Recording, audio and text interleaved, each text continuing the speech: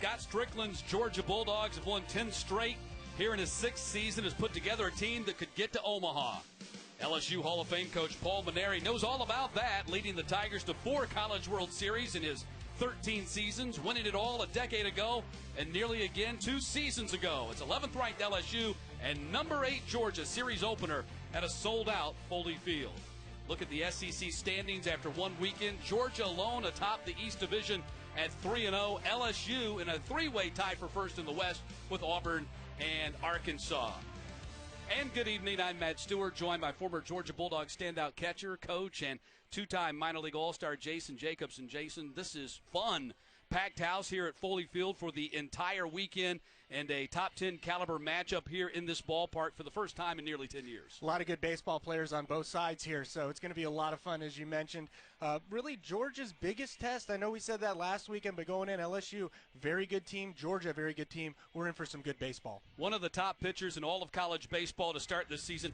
Emerson Hancock gets the ball for the Bulldogs. He's 5-0, career-high 12 strikeouts last week against South Carolina. And what's really impressive about Hancock is that he doesn't have to go out of the zone to get swing and misses. His stuff is that good. He can stay in the zone, throws a lot of strikes, and is very difficult to square up. Facing a formidable Tigers lineup led by Cabrera, Watson, and Duplantis. And they're really a very dynamic offense. The most dynamic that Emerson Hancock has faced thus far this season. They can beat you with average, with power. They're going to run a little bit, very athletic, look for some hit and runs, and a lot of action on the bases as well. And Antoine Duplantis with 295 career hits, just 57 shy of the SEC record of 352, held by former LSU great and college baseball Hall of Famer Eddie Furness. And there's Emerson Hancock, the Bulldogs sophomore right-hander out of Cairo, Georgia, 6'4", 215 pounds. Yeah, and he's got a great fastball, 93, 96, but he's also a pitcher. He's not just a power thrower in there. He's going to pitch to both sides of the plate, has great poise in very tough situations. He's going to fill the zone up, and as I mentioned, his stuff's that good. He doesn't have to go out of the zone in order to get those swing and misses. Batting order for LSU, 3 right-handers and 6 left-handers for the Tigers. They're hitting .288, which is 8th in the league. It starts with the shortstop Josh Smith off the top, followed by Watson and then Duplantis, Reed, Cabrera, DeLoso, DeGiacomo, the DH, is the 7th hitter, followed by Hughes and Mathis at the bottom. They are 5th in the SEC, averaging 8.1 runs per game, 14th in the nation. They've hit 21 home runs as well.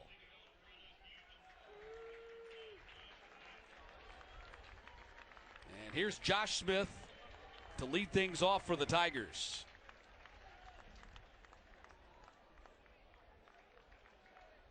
Junior shortstop out of Greenwell Springs, Louisiana, and Catholic High School.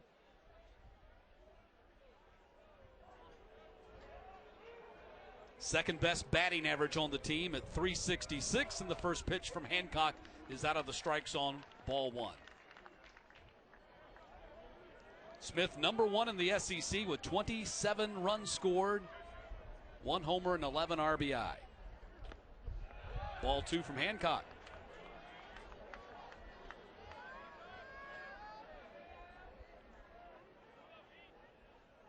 Hancock leads the team, only 2.3 walks per 9 innings. He's gone 2-0 to Smith to start things off. Smith goes after the 2-0 and fouls it out of play. Smith with the 9th best on-base percentage in the SEC at .489.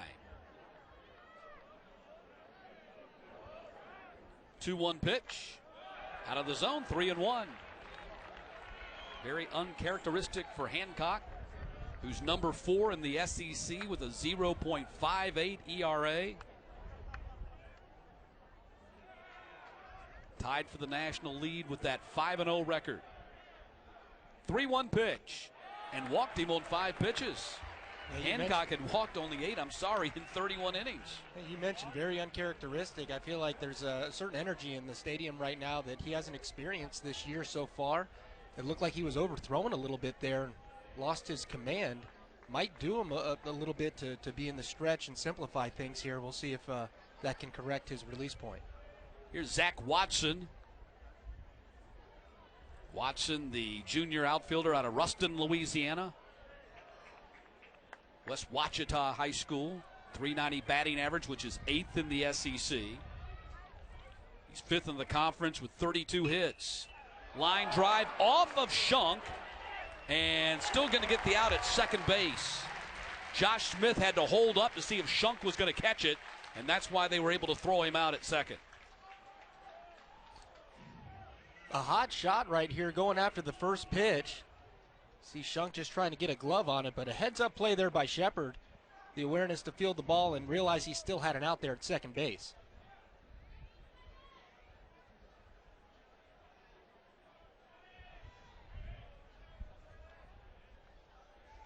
Antoine Duplantis steps to the plate.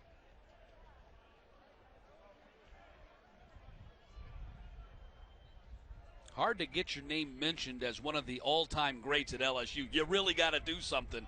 But Duplantis has put himself in that conversation. Nearly 300 career hits as he takes a first pitch strike. 314 batting average, the 5 home runs, second in the conference with those 30 RBI. Throw over to first, chases back Watson.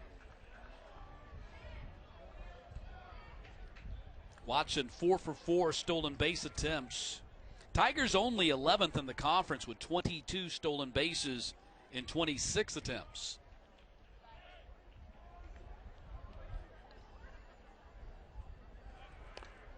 A little bit closer this time. Like the Bulldogs, they're very judicious when they choose to run. Don't run a whole lot necessarily, but they choose wisely. Both teams have only been thrown out 4 times trying to steal base this season. I think LSU likes to put the ball in play, too, when they get running a little bit to protect that runner and wreak some havoc. I wouldn't be surprised. You see Hancock paying attention very much to the runner at first. I wouldn't be surprised to see LSU start some kind of action at some point, especially with Hancock leading off with that 5-pitch walk. No balls and a strike. Watson grabs his lead again, not going. Ball is hit in the air to left field. Jernigan comes over and makes the play. And there's 2 down in the inning. As we take a look at the Bulldogs defensively, fielding .979, that's 4th in the SEC and 16th in the nation. Meadows behind the plate. Cheney Rogers at first base. And Sullivan's in concussion protocol. We'll have more on that. Tally at second, Shepard short, Shunk at third, Jernigan in left, Maxwell in center, and King in right. Ah, wow. Watson had wandered off that bag, and a quick throw over nearly caught him leaning.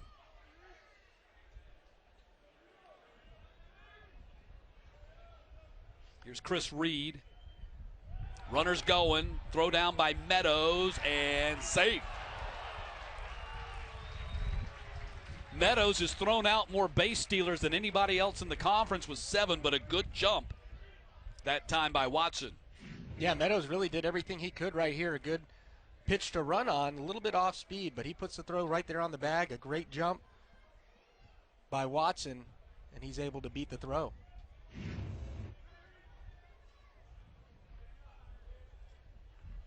Chris Reed,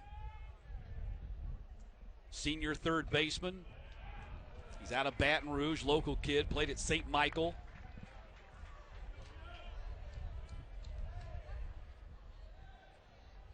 Making just his 11th start, 359 average, 1 homer and 12 RBI. He's a great story. Interesting story on top of that.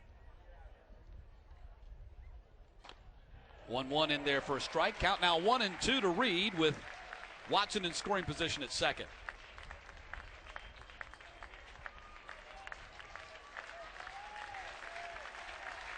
$14 hits and 39 at-bats for Reed.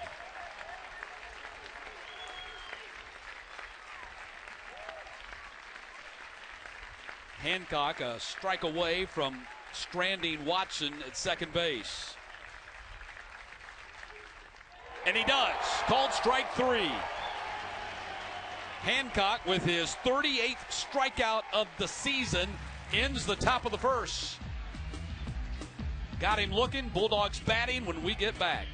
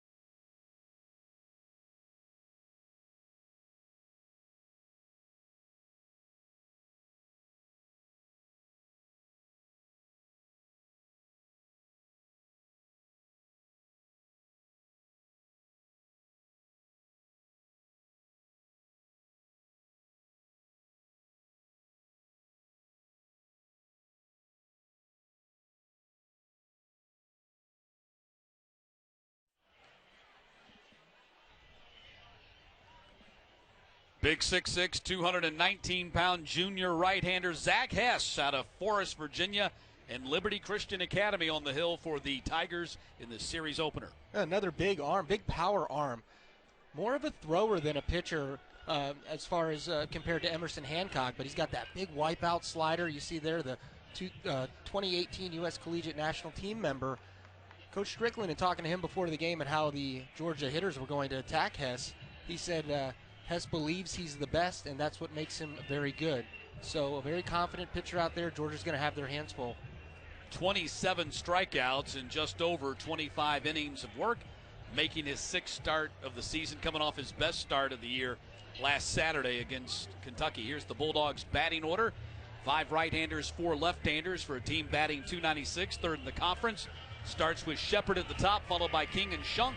Talley, Cable, and Meadows go 4, 5, 6, and then Rogers, and again for Sullivan, Jernigan, and Maxwell to wrap things up. Bulldogs averaging 8 runs a game, 6th in the SEC, 17th in the nation. 24 home runs, 4th in the SEC, and 15th in the nation.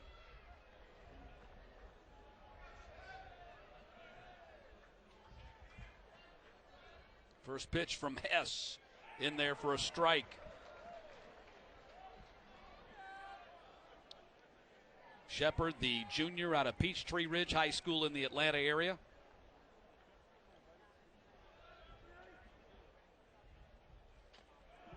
Count goes 1-1.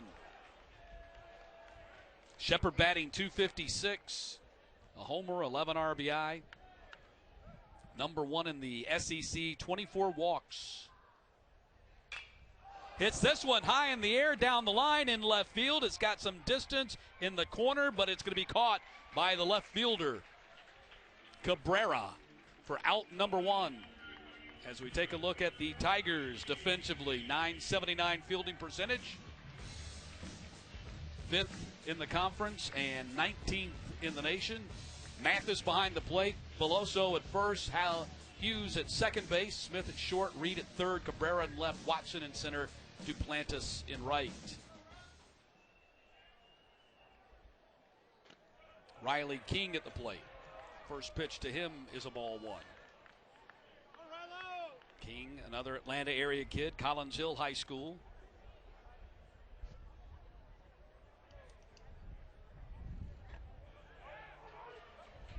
Count evens at 1-1. King 370, 3 homers, 25 RBI, tied for the team lead in RBI. Leads the team with 30 hits. Pops this one up over on the right side. The catcher can't get to us. It hits in the seats.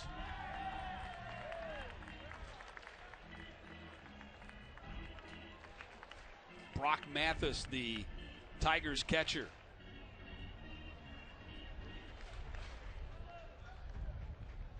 Sophomore out of Ohio.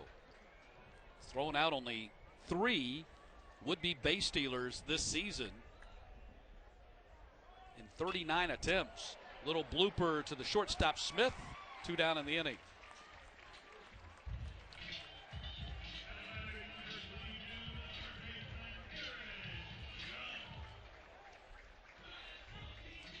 Smith back with the team after playing third base on the 2017 team that made it to the College World Series finals before losing to Florida. Was supposed to be the everyday starting shortstop a year ago. Back injury sidelined him. Aaron Shunk, the All-American third baseman, All-SEC third baseman for the Bulldogs, steps to the plate. Out of the Lovett School in Atlanta. 0-1 from Hess. Line drive towards the gap in left center. Going to fall for a base hit. It's cut off by Watson, and he will hold Shunk to a long single. Great job by Watson there to cut that ball off, as Shunk was definitely thinking 2 out of the box with 2 outs. Does a good job getting the fastball out over the plate. We've seen Hess kind of come in on the first 2 hitters he's faced in King and Shepard and jam them up a little bit. Leaves one up out over the plate. Shunk makes him pay for it. 28th hit of the season for Shunk. And here's L.J. Talley, the second baseman.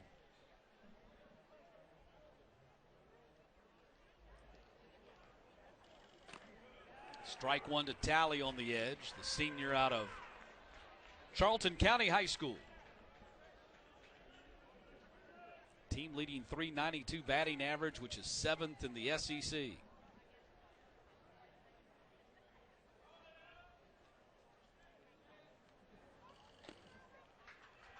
Ball one to Talley. 4 home runs, 15 RBI. Third best on base percentage in the conference at .505.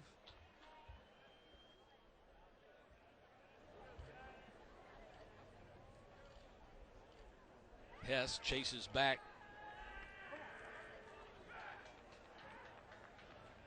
Tigers have given up a lot of stolen bases this season. 38, the most in the SEC in 41 attempts. And I think a lot of that's on the pitcher. They're not going to sacrifice their ability to execute in order to have faster delivery times to home. 1-1 pitch. Ball 2 to Talley. Hess, a 2-time Major League Baseball draft pick. 35th round by the Yankees in 2016, coming out of high school. And then again last year after his sophomore season by the Braves in the 34th round. 2-1. Talley on it, just missed it, fouled it back, 2-2. And that was a good pitch right there for Talley to get after, and you could see the stuff of Hess, just enough on it to beat him a little bit deep. That ball was up in the zone and out over. A good pitch to hit. Hess 1-1, 3.91 ERA, and this is 6th start. Opponent's batting .258 against him. Has given up a team-leading 4 home runs. 2-2 to Talley, hit on the ground sharply up the middle, base hit. Shunk touches second, he heads to third, throw comes that way and cut off, and the Bulldogs have runners at the corners with 2 outs.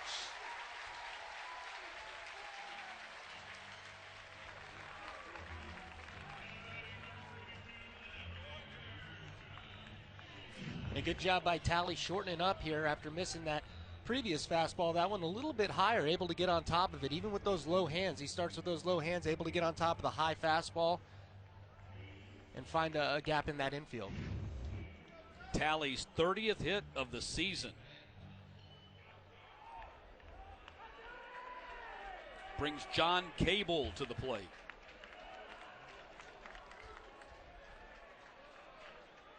The graduate senior out of Roswell, Georgia, played at River Ridge High School, but started his college career at the University of New Orleans, so he's very familiar with this Tigers team. Ball is skied down the left field line, going to hit in the bullpen.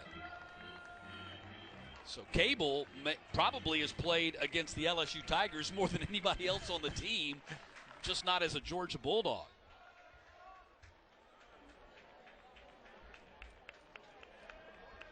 The juniors on this Georgia team were all freshmen the last time Georgia played LSU, 2017 in Baton Rouge. 0-1 pitch to Cable, missed high, 1-1.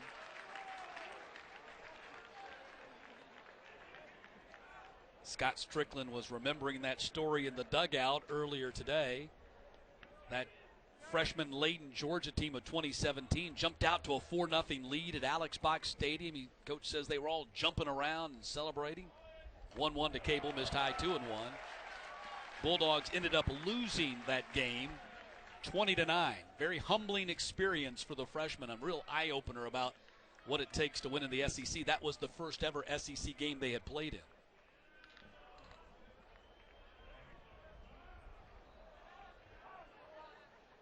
But those freshmen who were humbled that night now are juniors, and a big reason why this Georgia team, I think, especially with the pitching staff they've put together, has a shot to get to Omaha for the first time since 2008 when they came up 1 victory short of the national championship.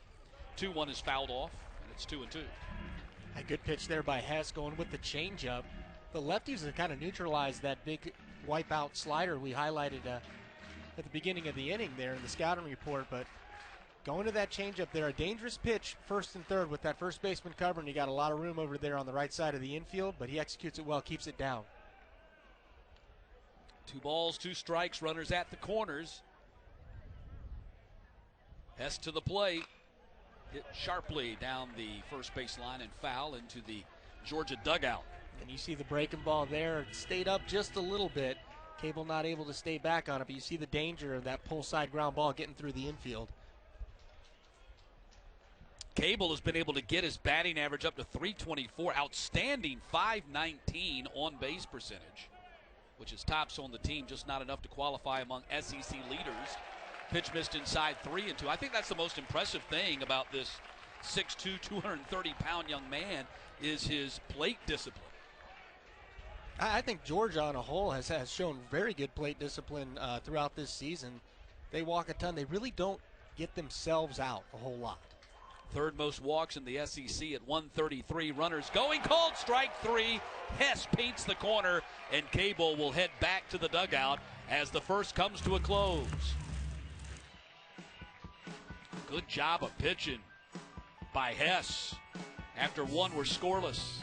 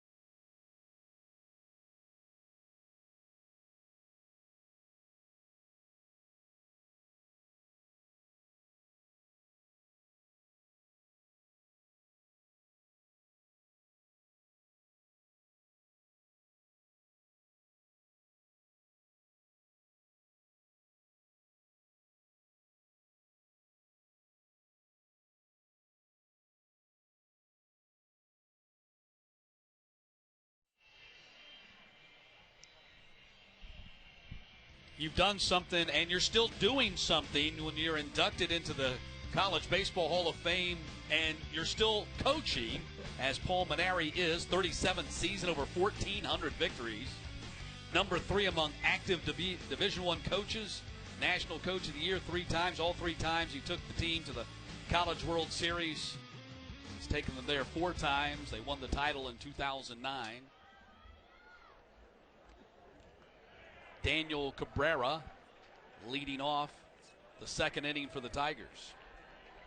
There's Paul Mainieri still dealing with the loss of his father, the dear Demi Mainieri, who passed away 9 days ago after a battle with dementia.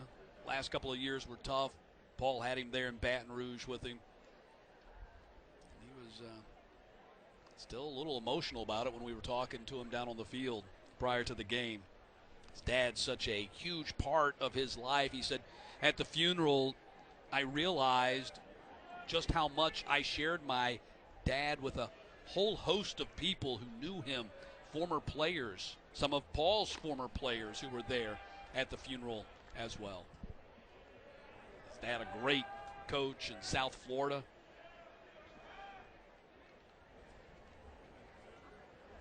Here's the 2-1 pitch to Cabrera. So our condolences to Paul Mainieri and his family as they continue to mourn the loss of Demi.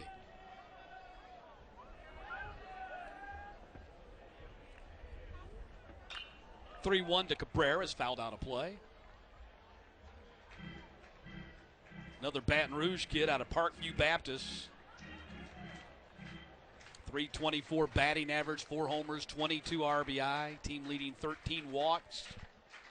Team leading 595 slugging percentage. And quite frankly, they want to see more power out of Cabrera than they're getting right now.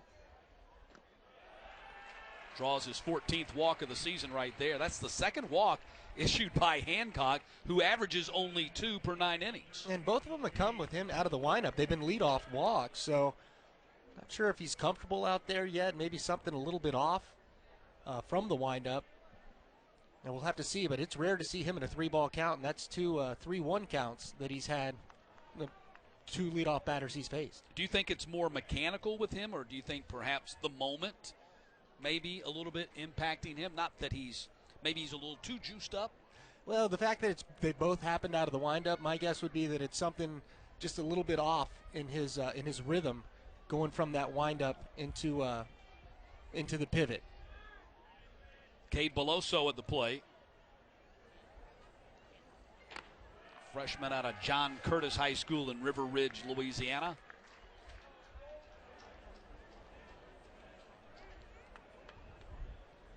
Takes a long look into the dugout. .254 batting average for Beloso. 4 homers, 19 RBI. Has hit into a team leading 3 double plays, and the Bulldogs will play back and try to get one here. They lead the SEC, having turned 17 of them. At the count 2-0, and Hancock uncharacteristically struggling with his control here in the first inning plus.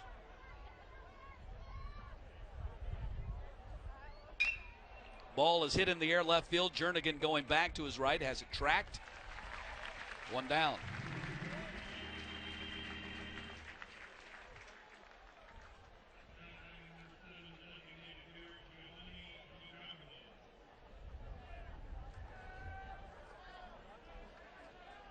Giovanni DiGiacomo steps to the plate. Freshman out of Naples, Florida. Did not play at the same high school as Georgia's freshman catcher Shane Marshall, who's also out of Naples. Played at different high schools, but I'm sure they're very familiar with each other.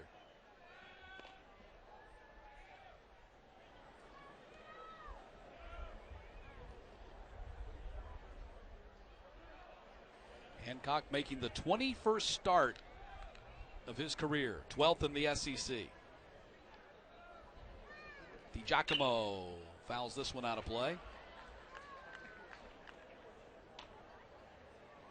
Out of Canterbury High School. Making just his 7th start, .278 batting average, no homers and 5 RBI. Batting with Cabrera at first, a leadoff walk.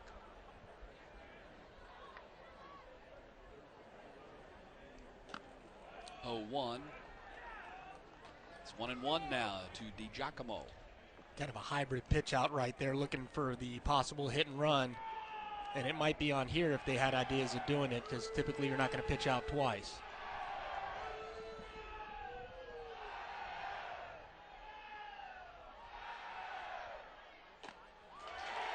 Big swing and a miss by DiGiacomo. 1-2.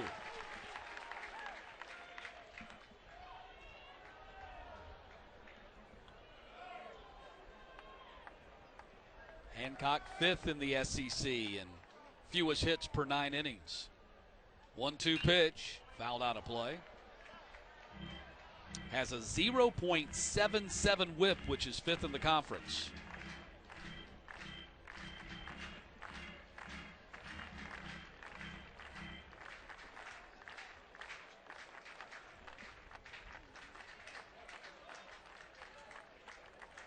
Cabrera grabs his lead, and the 1-2 pitch not going anywhere. Fouled back again by DiGiacomo.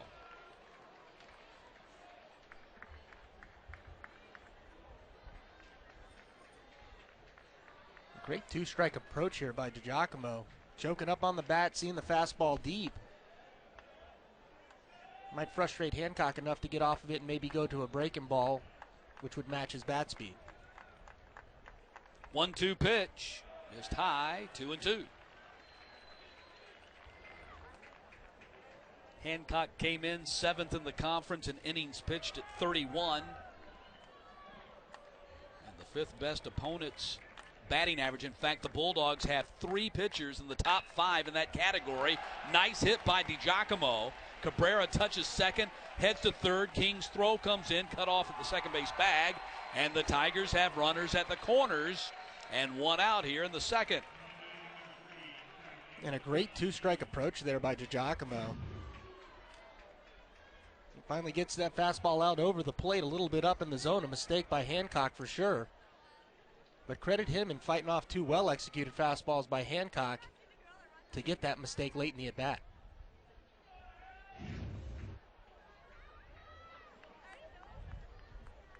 That's the first hit of the night for the Tigers, but they now have their third base runner. Number 8 hitter, Hal Hughes.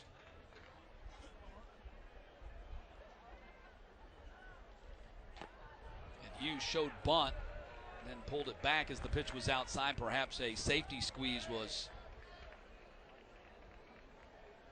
in play right there. Hughes, of course, you might remember his father, Pete Hughes, who was a volunteer assistant coach on Coach Strickland's staff last season, working the first base bag. He's now back as a head coach at Kansas State. Here's the 1-0 pitch. Again, trying to put down a bunt. And a safety squeeze, not a suicide. As Cabrera at third base going on contact, not with the pitch.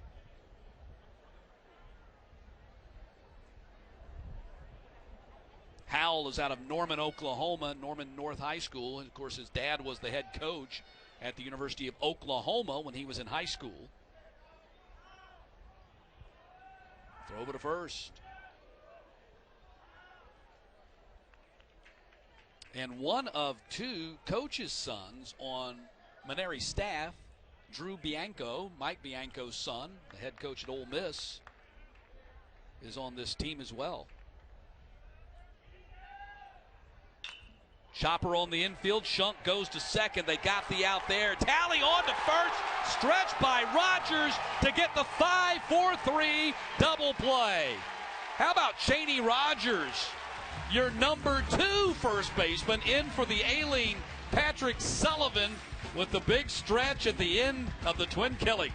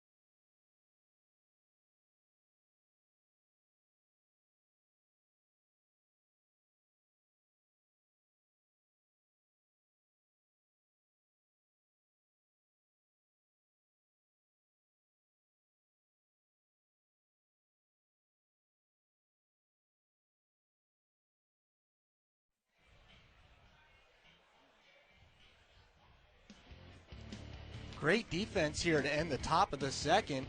You see Shunk's playing in to defend against the bunt, and he actually protects, he kind of looks the runner back there before starting the double play. And you see the late stretch, he gets that runner to go back, then decides to turn the double play here. Good turn by Talley on a tough feed, and great athleticism by Rogers over at first base, as he had kind of stretched a little bit early, which is easy to do in that double play. So a big play by Scott Strickland's defense. Message to his team this weekend: look, this is why you came to Georgia, to play in this type of sold-out atmosphere. But remember, at the end of the year, a win against LSU tonight, this weekend, counts the same as any other SEC win. So don't treat the Tigers any differently than you would any other conference opponent. Yeah, I think that's a great message. You got to stay and you got to play your game. You can't play to the opponent. Mason Meadows at the plate, and there's a strike to him. It's 0-2. I'll tell you, a series victory here would go a long ways. I know this is a confident Georgia baseball team right now, but again, they've really had kind of an easy schedule aside from South Carolina last week, and I think this would go a long way as legitimizing how good they believe they are. 0-2 is popped up right side, first baseman Veloso in foul territory has it. That's the first out of the inning.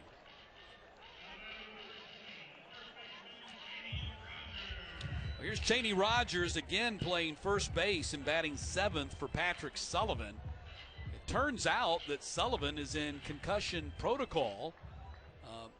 Remember, he was sick last weekend. They thought it was the flu because other members of the team had the flu bug. As it turns out, Sullivan might have actually just had a concussion, or he might have had both at the same time, but it came on a play he made on Friday night in the South Carolina series when he went crashing into the dugout after a foul ball. And it was a late diagnosis. They didn't realize until maybe he went back to class on Monday that perhaps something was wrong, and Rogers way around on that one, hits a foul. So Sullivan, who, of course, missed an entire season with mononucleosis a couple of years ago, just continues to be behind the eight ball, it seems like, when it comes to injuries and sickness. Yeah, and it's so tough to get in a rhythm being injured in a game like baseball. Nice pitch by Hess after he had Rogers way out in front, pulled the string and struck him out. Yeah, good pitch sequence here. Hess goes in hard twice and then just pulls the string on him right there. And Rogers a little anxious to get on that power fastball, kind of showed his hand early, pulling two balls way foul. Opened up that outside part of the plate. That's two strikeouts for Hess. Here's Randon Jernigan.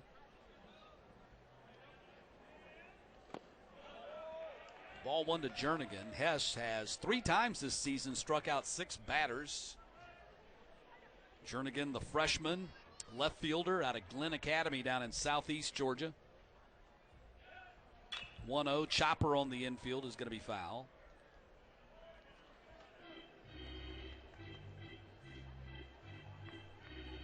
That was Nolan Kane over there in the third base coaching box making the play for the Tigers.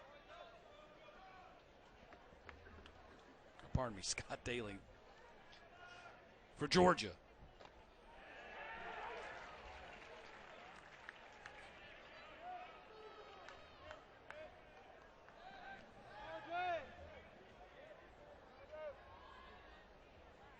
One ball, 2 strikes.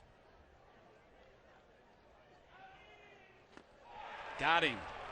Hess with 3 strikeouts. He has struck out 3 of the last 4 batters that he faced.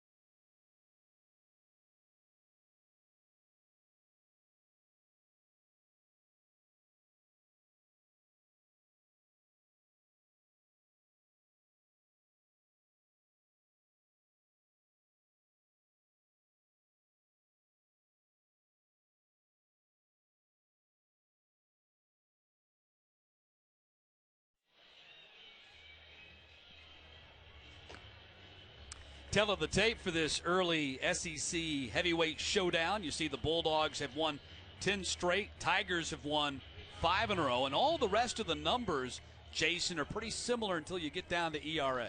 Yeah, and I think a lot of that has to do with LSU's their schedule's been just a little bit tougher, having Texas and California in there mixed in, whereas Georgia, hasn't had as many tough opponents, and I think their pitching staff matched up really well with South Carolina's offense. So I think these are two really evenly matched clubs.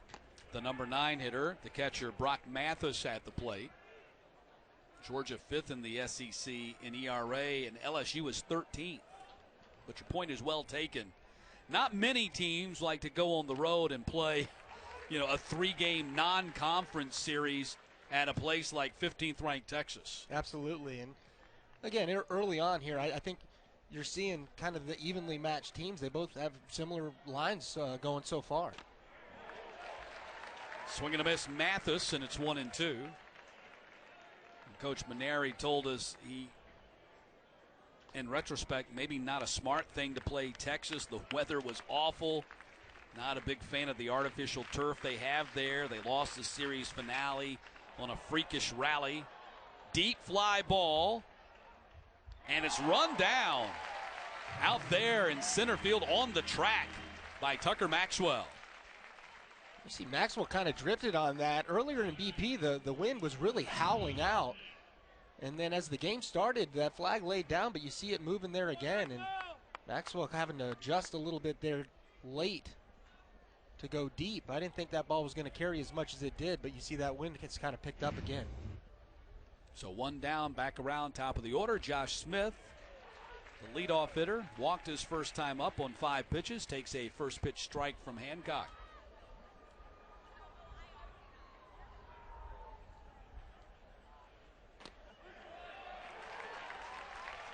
Hancock, much different sequence here the second time around with Josh Smith. It looks like he's gotten a lot more comfortable in that windup now and looks more like we expected him to look with that command.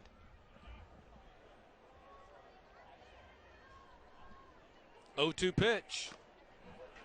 Fastball high and away.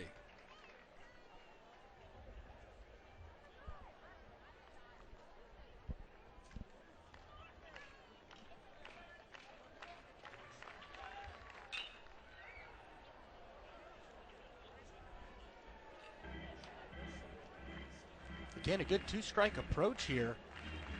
You see Smith kind of battling the same way that DiGiacomo did in his at-bat. 1-2 pitch.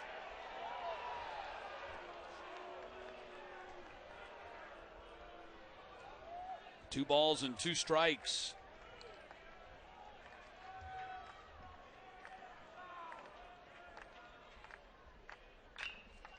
Lined hard down the right field line and into the bullpen. Georgia Bulldogs coach Kirby Smart taking a break from spring football practice. You see him there in the corner by the post, just to the left of Hancock.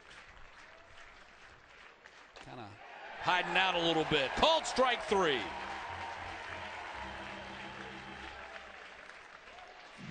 Wow, and a good battle there from Hancock. Able to win it there with just the only pitch you can't defend against with that good 2-strike approach these LSU hitters have shown here early on is that inside fastball. He paints the corner, does a great job. Kirby enjoying football for the day. In the day, and now baseball at night, spring football practice going on. Popped up on the infield by Watson. And a 1-2-3 inning for Emerson Hancock, who seems like he's settled down here in his 3rd inning of work. Still scoreless in Athens.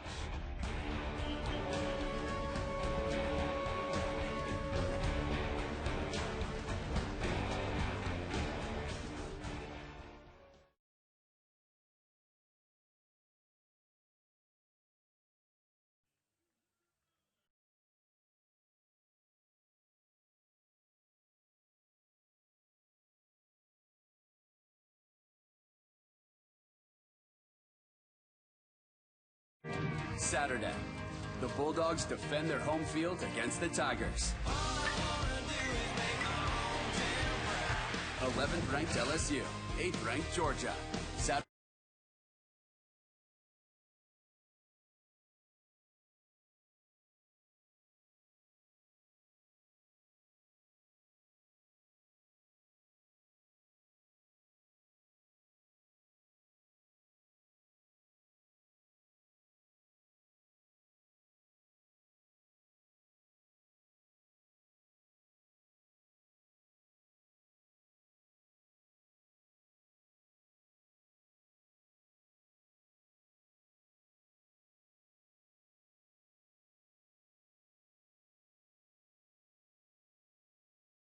Saturday, the Bulldogs defend their home field against the Tigers. 11th ranked LSU, 8th ranked Georgia. Saturday at 1 p.m. on the SEC Network. And here's a look at the pitching matchups for the next two games of the series tomorrow. Right-hander Cole Henry on the bump for the Tigers. C.J. Smith, the left-hander, going for the Dogs. And Eric Walker gets the ball on Sunday for LSU. Tony Losi going for Georgia. Both those games on SEC Network. Carl Ravitch and Big Ben McDonald will have the call for the next 2 days.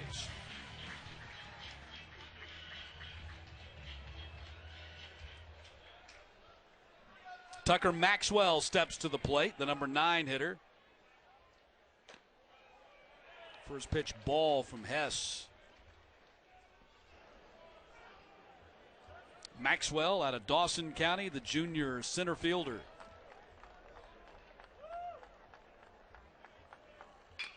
Right back to Hess. He'll run it halfway there for the first out.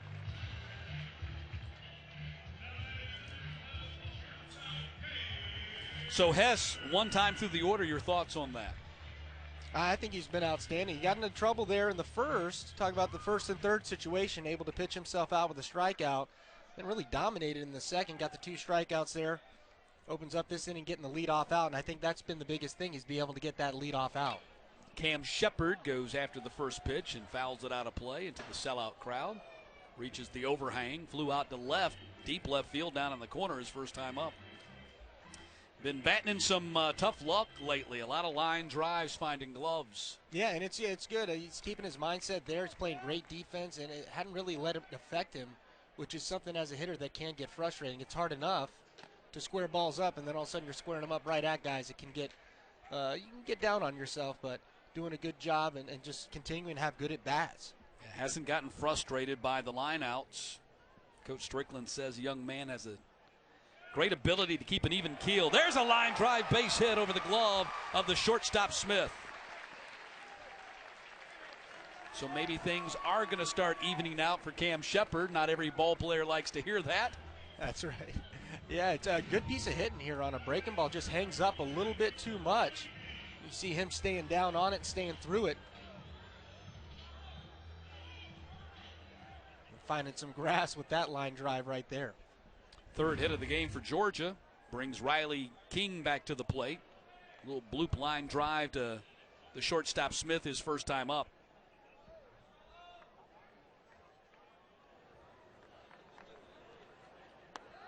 King has grounded it into 2 of Georgia's 13 double plays this season, 4th most in the conference. Tigers have turned 10, which is 10th in the 14-team SEC. Throw to first, chases back Cam Shepard.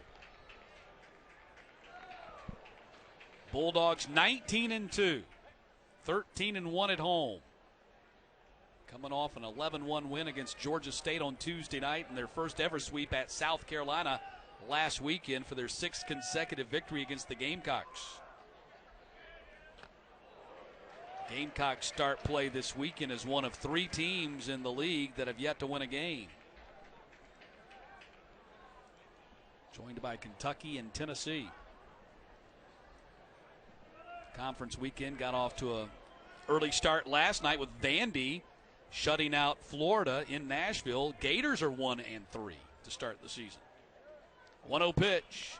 Hit off the end of the bat, out of play.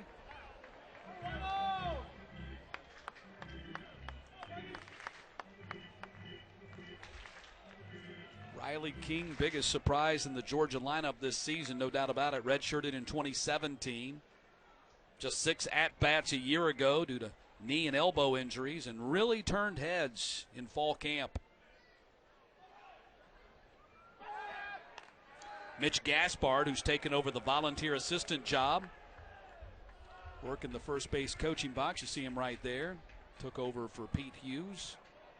And no doubt, like Pete Hughes, will probably end up being a head coach somewhere next year. Yeah, absolutely. Great baseball mind. But it was Mitch Gaspard who really took notice of Riley King in fall camp. he didn't even know the players' names. He was so early, he was just on campus, and he just kept telling Scott Strickland, all I know is that 31 just keeps hitting the ball. I know. It's nice to get those fresh eyes. Sometimes you can't see the forest for the trees, and getting those fresh eyes on King, and look at what he's been able to do this year. 1 ball, 1 strike.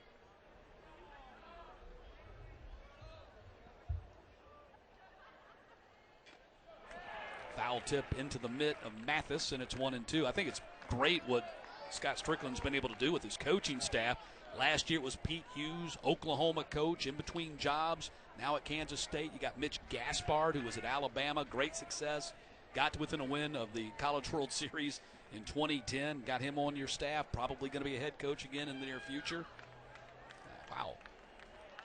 Not every head coach would be willing to do that. Yeah, absolutely. I would be as fortunate to kind of have those guys available. Yeah, and a lot of coaches just wouldn't be willing to bring in a veteran head coach like that for fear of their own job security. Not that Strickland is, in any danger of that after what he's done with this program and turned it around, but still. Yeah, surely you can't have too many cooks in the kitchen. Here's the 2-2 pitch. Swing and a miss. King goes back to the dugout. Strikeout number 4 for Hess. And there's that wipeout slider we had talked about. Just a tough pitch to lay off of, but Hess doing a good job at varying his times and his deliveries to home. I really think that was in order to keep Shepard close at first, but I think it had an effect there on King as well. Looks like Zach Hess might be building towards the expectations they had for him at the beginning of this season. Quite frankly, he had not pitched quite up to those expectations until last week against Kentucky. But he progressively continues to get better with each passing start. Last week was his best start of the season. No decision in the 2-1 12-inning win against the Wildcats. Threw 118 pitches over a season-high 7 innings, allowed a run on 4 hits. Season-high 6 walks, and tied his season-high with 6 strikeouts.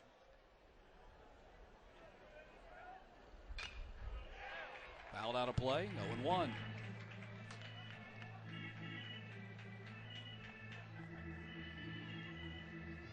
Those numbers against the Wildcats. It would have been a Friday game, got rained out in Baton Rouge, and they played a doubleheader on Saturday. And Hess got them on their way to a 3-game sweep of the Wildcats. 0-1 in there, strike to Shunk, who singled his first time up. You see 329 for the season, 4 home runs. He's a career 300 hitter with 8 home runs in his career, so 4 his first 2 years and 4 already this season. 75 career RBI, and the 0-2 pitch, throw over to first.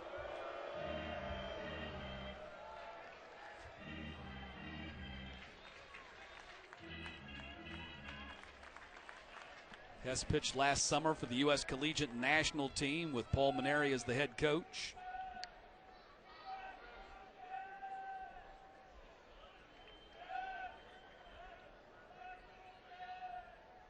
Oh, 2 pitch.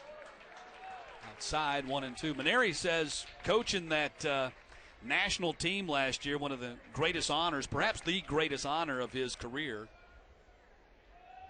He was able to get all of his coaching buddies together and put together his staff. Jim Hendry, longtime friend, and now the special assistant to the Yankees GM Brian Cashman, was his bench coach. Ball hit high in the air to right field. Long run for Duplantis, who gets under it for the final out. And the Bulldogs unable to do anything with Shepard's 1-out single. We played 3 and we're scoreless at Foley Field.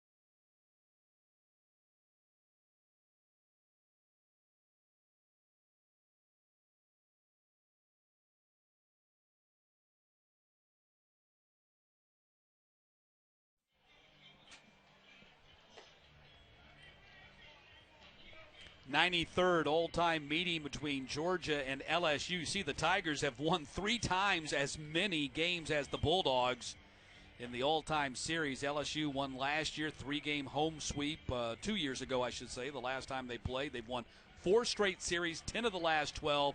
Georgia's last series win coming in 2011 when the Bulldogs won 2 out of 3. And that's why this is such a big series in my mind for the Bulldogs. It goes beyond what's happening right this year. LSU has been one of the teams. Well, LSU has been the crown jewel of the SEC over the long history of the conference with 6 national titles. They are the measuring stick by which everybody else is measured. Of course, Georgia won the first ever College World Series in SEC history, and then LSU won 6 more in the following decade, or 6 more in the next 2 decades. Florida's won, Vandy's won, South Carolina had a couple back-to-back. But LSU, the measuring stick, and that's why I think, just from a historical perspective, that's why this series is so big for Georgia. Yeah, and absolutely. You know LSU is going to give you all they got anytime they come to town, and they're a very difficult team to beat. Duplantis at the plate. 295 career hits. That is mind-boggling. That's a lot of hits. 57 shy of Eddie Furness. But that will not be one of them as he flies out to Maxwell for out number 1.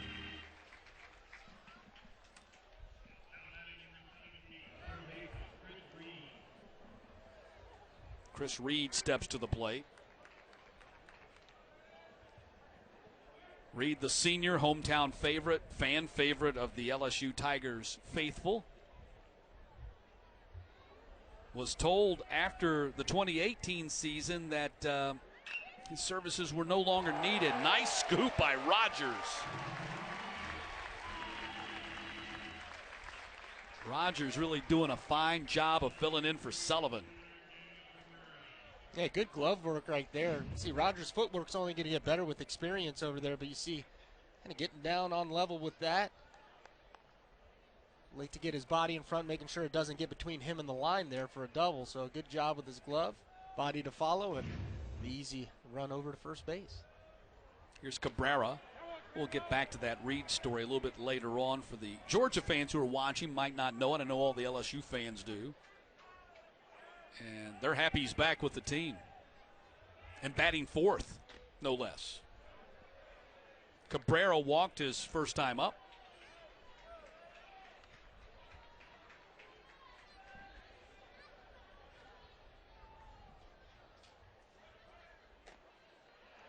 Strike on the edge. Scott Kennedy, our home plate umpire. Ken Langford at first base. Darrell Arnold at second. Eric Gaucher at third base. 3-1 now to Cabrera.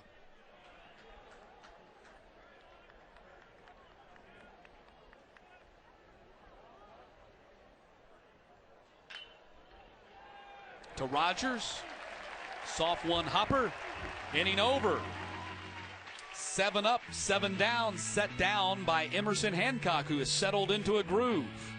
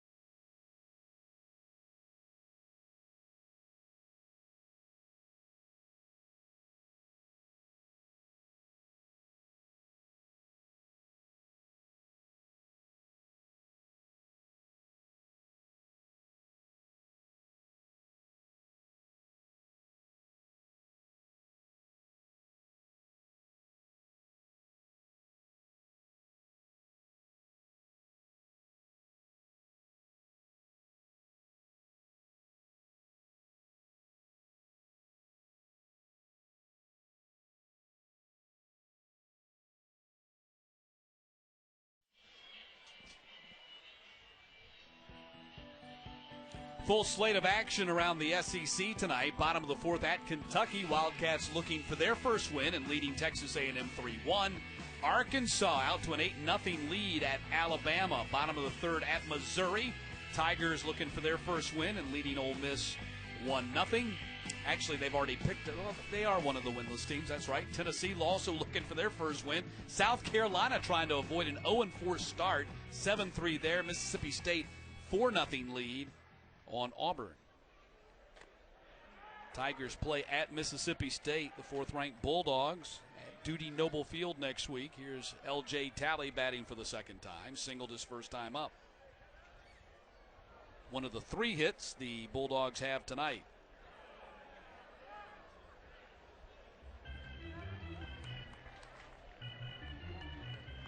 Talley making his 22nd start this season. He's 4th in the SEC, toughest to strike out. Just 1 strikeout per 12.3 at-bats. That's actually 2nd on this Georgia team. And I thought I had jinxed him right there, but he was able to hold up as they appeal down to Eric Gaucher. I think he was awfully close, but one of the reasons he is so tough to strike out is because of how short he is. And it's very late fire. You see right there, able to hold his hands back and not break the wrists. Close. He committed to it, but he didn't let those hands go. He kept them back long enough.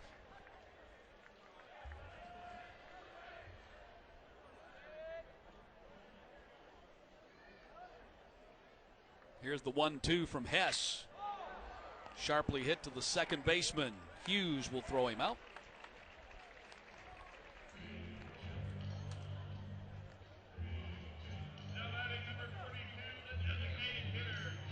Cal Hughes, who was the starting shortstop for this LSU team a year ago when Josh Smith was out with that back injury.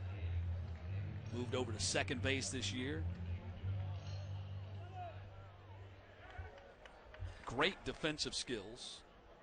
A little bit limited with the bat, although he did have 3 RBI in there. Come from behind victory against Nichols on Wednesday. As they appeal down to Gaucher, and Cable did not go at the first pitch.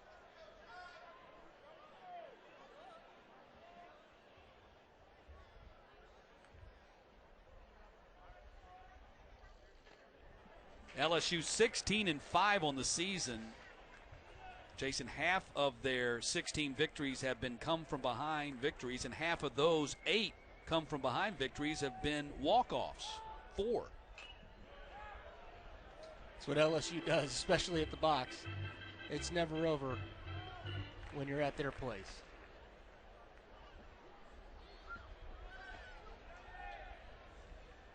Coach Maneri getting advice from his father, Demi, early on in his career at Notre Dame. 2-1 in there for a strike. It was after a non-conference midweek game. They won at 1-0, and Paul was upset that his team hadn't handled this non-conference opponent any tougher than they had. And his dad, Demi, gave him some strong advice that he has kept to this day. 2-2 to Cable is a ball 3. And he said, look, sometimes you're better off playing those close games and winning them because it teaches your team not to panic in close late game situations. And you look at this team with their 4 walk-off victories already this season, and they kind of fit that mold.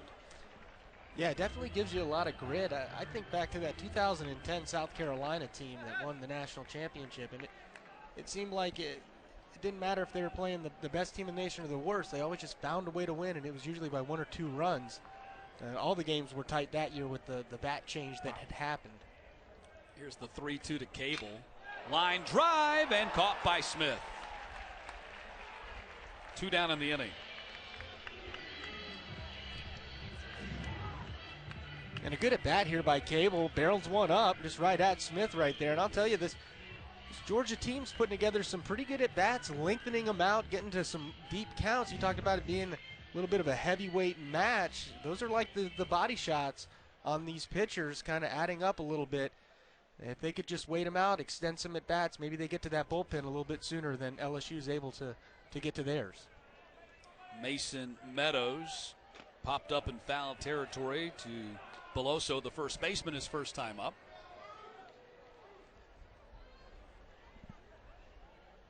Meadows with that one home run 3 weeks ago at Georgia Southern in their 4-2 victory against the Eagles. Count 1-1 to Meadows.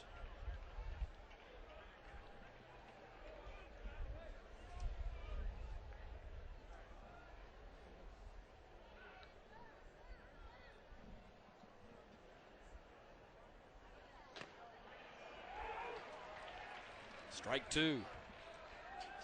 Great story written recently by Kevin Keneally about Mason Meadows and kind of the inspiration throughout his career when he lost his little brother Brock at a young age and how that's played such a big role in his life.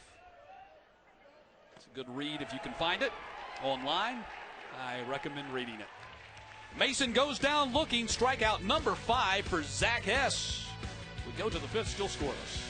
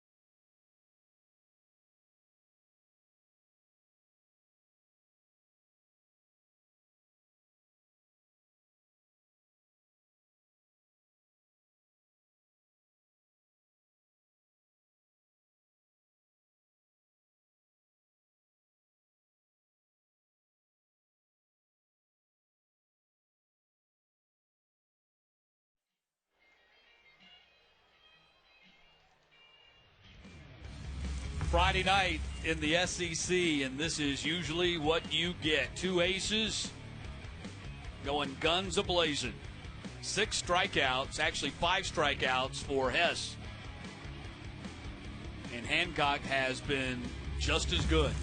Yeah, got off to a little bit of a shaky start, walking the leadoff batter in the first and second inning, but has really found his rhythm and is executing his pitches very well. Again, not having to venture out of the zone to get his strikeouts.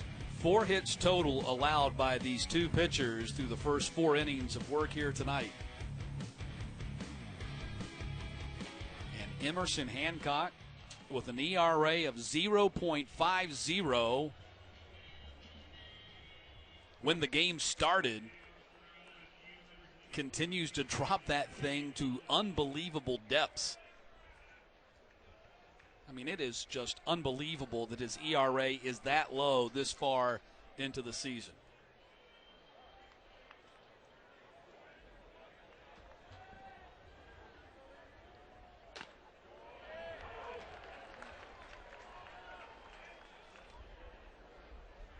Beloso batting for the second time. Flew out to left his first time up.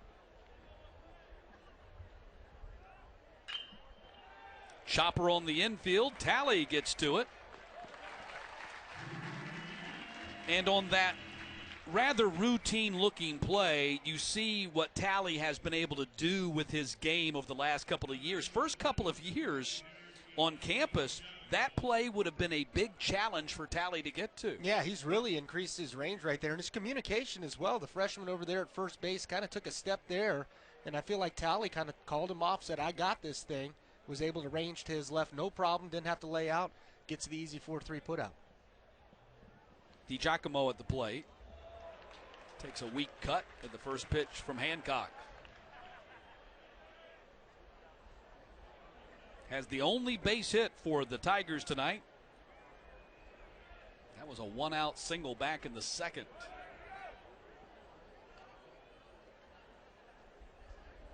At the time, it gave the Tigers runners at the corners.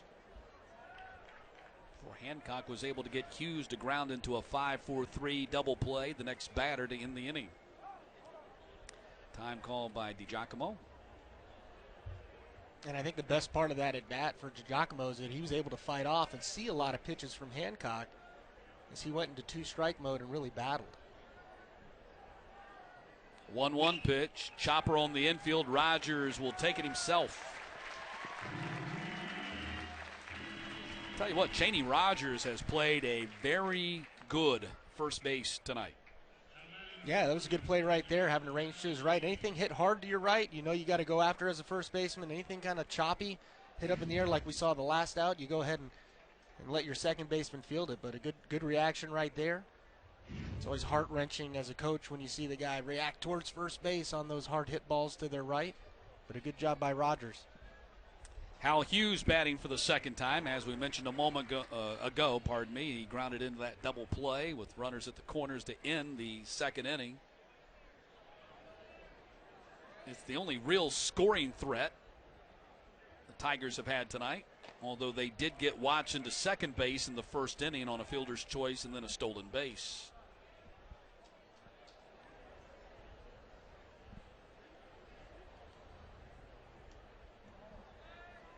.60 pitches thrown by Hancock. There's a strike. It's 1-2. Great job by Meadows right there, reaching out and attacking that breaking ball before it could leave the zone. Really like the way he receives back there. I think he wins a lot of pitches for his pitcher. Hughes calls timeout. At 61 pitches through 4 2/3, maybe a couple more innings for Hancock here tonight.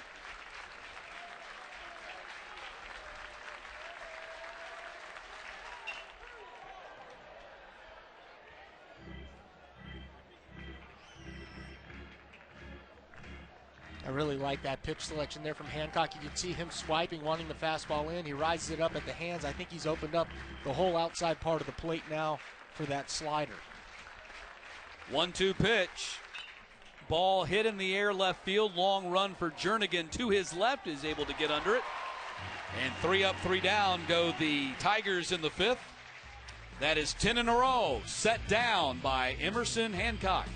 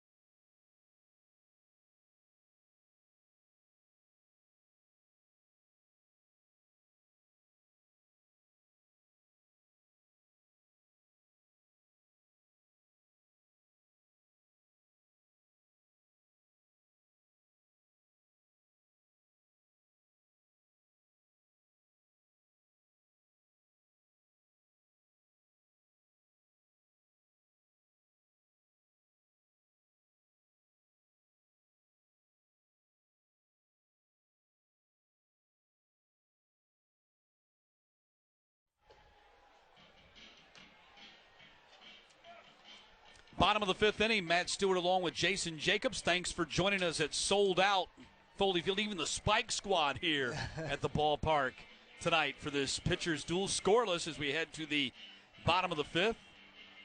Not quite a top 10 matchup in the USA Today baseball coaches poll, but some of the other polls, it is a top 10 battle here between Georgia and LSU. You see UCLA #1 in the nation, followed by Stanford and Oregon State. So 3 out of the Pac-12 at the very top. And then you've got Mississippi State, NC State, Vanderbilt, Louisville, Georgia, Arkansas, undefeated Arizona State, and LSU to round out your top 11 in the nation.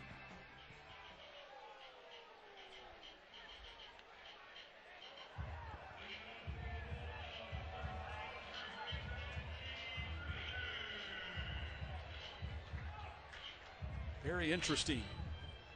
I mean, the Spike Squad, interesting unto itself. You got the one with the Billy Idol wig, and then you've got the Uncle Sam hat, top hat. Cheney Rogers goes after the first pitch and hits it high into the air. Watson, the center fielder, takes it.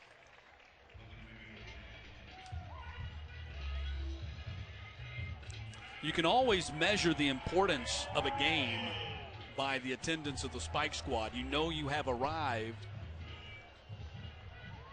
on campus when the Spike Squad is here to support you. I love the Billy Idol wig. That's just classic. Randon Jernigan struck out. His first time up. Called strike to him.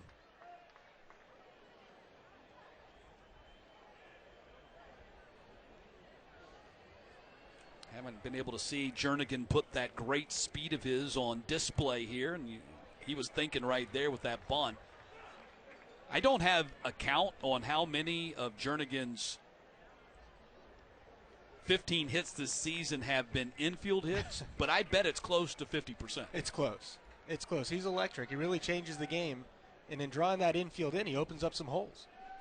The first baseman and the third baseman both have to come in on that grass. Big swing and cut and miss by Jernigan. It's 1-2. I don't think they're gonna back up, but not as much as I think they'd like to. Yeah, Reed is still almost halfway. A few feet behind the third base bag. And it's not beyond the realm of possibility that he would put down a bunt with 2 strikes here, and he fouls that one out of play. Or even the swing and bunt, you really have to defend against it. If it's soft contact, he can move. Bulldogs, 10 straight victories, 13 out of 14 since their first loss of the season to LIU Brooklyn. After a 6-0 season start, there's a chopper on the infield, and so many of his hits come on those choppers. Pound the ball into that clay right in front of home plate, and then run like the Dickens. Just got to put something in play and give yourself a shot. If you're Jernigan, just shorten up. Lay off that high pitch. 1-2 in the dirt. One more victory in this win streak for the Bulldogs would match the longest under Strickland when the 2014 team won 11 straight.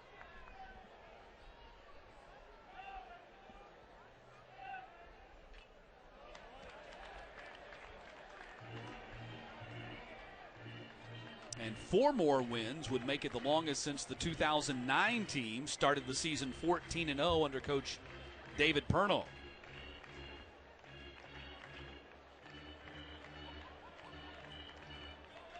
It was back in 2009 when Georgia was ranked number 1 in the nation and LSU number 2. They played here at Foley Field. Here's the 2-2 to Jernigan, again fouled back. And LSU was able to come in and win that series. And that was really kind of the beginning of the decline that season for that Georgia team that had been ranked number 1 for so much of the year. That Bulldogs team in 2009 ended up fading and losing in the Tallahassee Regional. 2-2 pitch. And, of course, LSU went on to win the national championship. Jernigan strikes out for a second time. And you never like to strike out, but you got to credit Jernigan here for really battling and fouling some pitches off, extending that pitch count. I think at this point with these guys going as well as they're going, you really do. You got to just sit there and battle and make him have to work any way you can. The longer he goes in the inning, the more likely he is to make a mistake. Hess has matched his season high of 6 strikeouts. This is the 4th time this season that Hess has struck out that many in a game.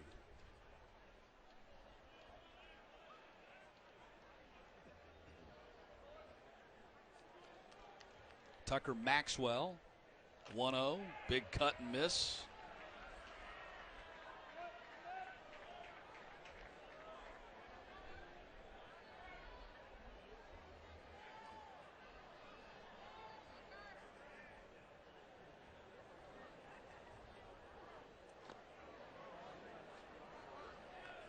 Two balls and a strike to Maxwell.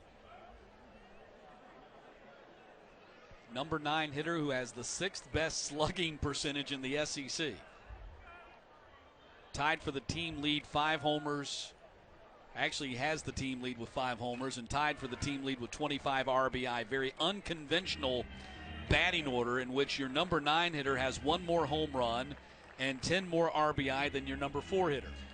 And I would say that he's got sneaky pop, but I think the secret's out. Very fast twitch. Very quick bat.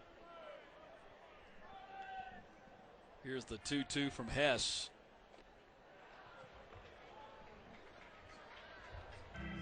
Hess has not walked a batter. One ball away from doing that after walking 6 last week against Kentucky.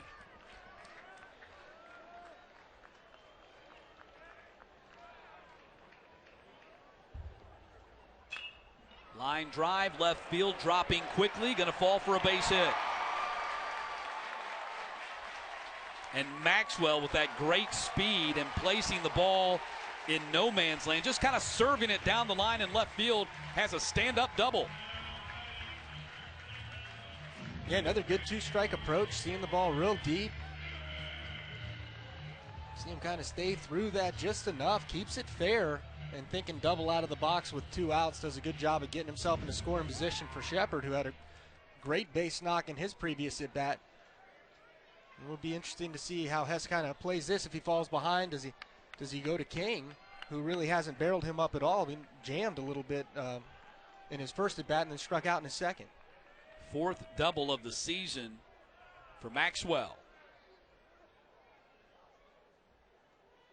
Shepard nearly hit.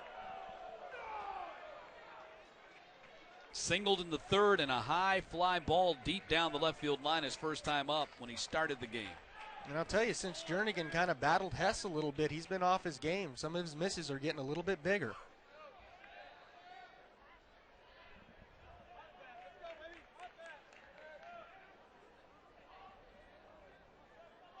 Here's the 1-0 from Hess.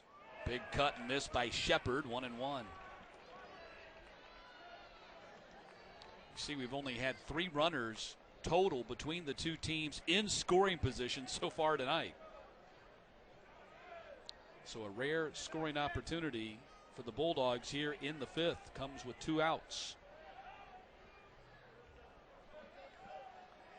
Hess looks back at Maxwell. And to the plate with the 1-1 pitch. 2-1 now. Mentioned that Hess hasn't quite lived up to expectations this year. Did suffer a groin muscle pull in preseason, and that set him back his first couple of starts. Didn't miss any starts. He was their opening day starter against ULM, but kind of set him back in his preparations for the season. 2-1 pitch. Slow roller on the infield, and Smith will throw him out, and the inning comes to a close as the Bulldogs strand Maxwell at second base. We head to the 6th. Still bagels on the scoreboard.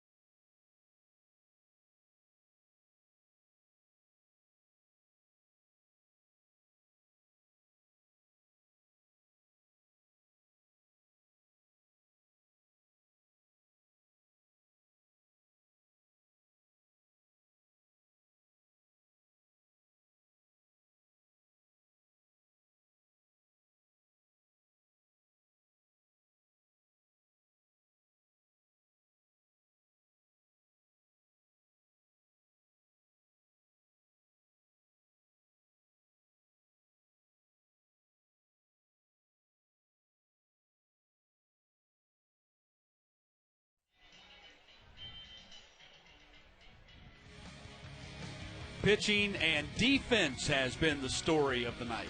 Yeah, Georgia with some great defensive plays, really defending the field well for their ace pitcher in Emerson Hancock, who continues to fill up the zone. They're flashing the leather. The big double play there by Shunk to thwart the only scoring opportunity for LSU.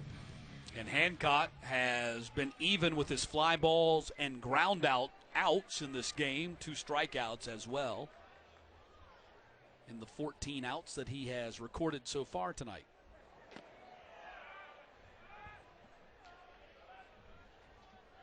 Missing a number somewhere. Should be 15 outs as we start the 6th. Right? That's right. 6, 6, and 2. Now that's going to play. I got to go back and find it. The double play. Correct. The double play was 2 for 1 there. You're 2 right. birds, There you 1 go. stone. That's why you're the 2-time minor league all-star. You think of these things.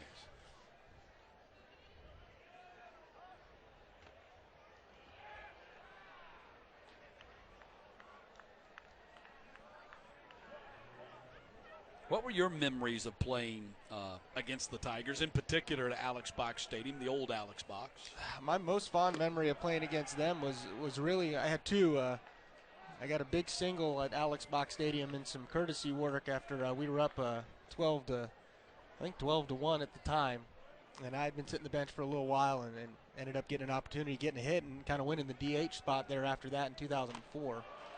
But I think my biggest memory is I got a chance to catch here in 2003 as a freshman, and their 8-hole hitter took a first pitch breaking ball and hit it about 450 feet, and I couldn't believe it that he was able to do that as the 8-hole guy. So I mean, 1 through 9 is just incredible against for LSU. I mean, offensively, they just always have been kind of a juggernaut.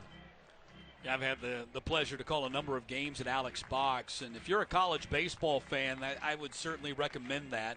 It's a bucket list kind of thing. Incredible. The fans there, they get so loud. It's really quite an experience. Ground ball hit to Shepard, 1 down. And you just never know what's going to happen at Alex Box Stadium. In fact, the last game I called there was the famous Rally Possum game. I was working with Ben McDonald. And in the 7th inning, little baby possum ran right out into the outfield. Anything's possible. And, of course, right after that, it became a thing. And LSU went on a great run that season. Only in Baton Rouge would a possum start a rally. Ben McDonald here at the ballpark tonight. He'll be working the next 2 games of this series along with Carl Ravitch on SEC Network. He and Tony Losi were down there on the field talking prior to the game. I think they've got a feature coming up for you over the next couple of days. You're going to want to see that on the SEC Network broadcast. But, here you got Ben McDonald, legendary college baseball pitcher, Major League Baseball pitcher, Tony Losi, talking to him. Do you think the young man, you think they were talking about the ins and outs of baseball, how to get hitters out? No, they were talking about hog hunting and how you kill a hog. And they had pictures they were sharing. And Ben was wearing his camo sneakers. It's great stuff.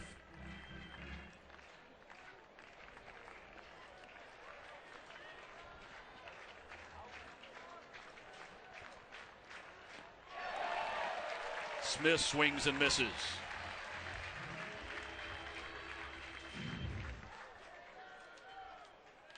Just a great changeup right there.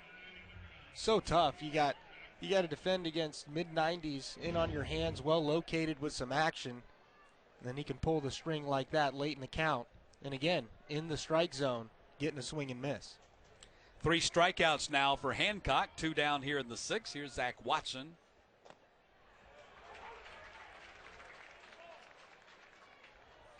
Watson has seen his average drop 9 points so far tonight. He's 0 for 2. Does have a stolen base.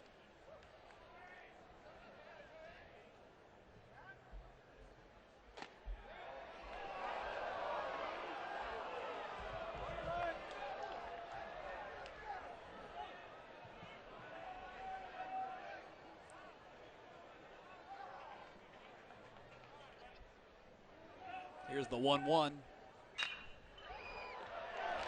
Sharp one hopper to tally. Another 1-2-3 inning. Hancock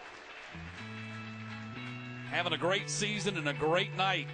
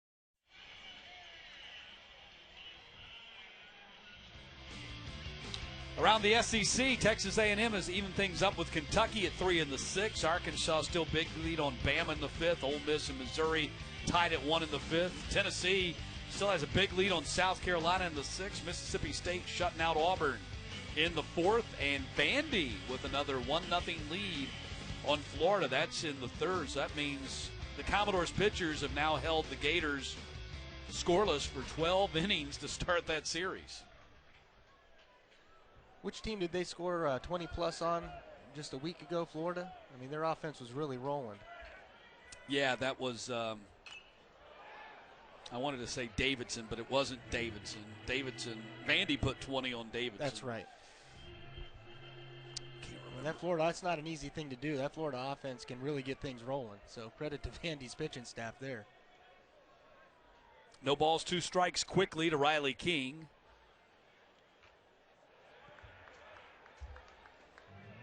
Hess has scattered 4 hits to this point through his first 5 scoreless innings. What has made him so effective tonight? Hess has just been, the power, the hard stuff. He's really mixed his pitches well. First pitch breaking ball, first pitch fastball, but he's done a good job at avoiding some barrels and not really letting Georgia bunch together hits. Wow, nice breaking ball from Hess and a new season high. 7 strikeouts for the young man. And it's similar to the way he got King out in his last at-bat, was this power slider. I think both pitchers at this point are just kind of settling in. And again, I think it's going to come down to who can outlast the other and who gets in the bullpen first, the way these two guys are pitching. Maybe a long at-bat, stretching a guy out, getting him tired, could get him into trouble as well. But both of these guys in command of all 3 pitches. Shunk throws the bat. It goes to the backstop screen.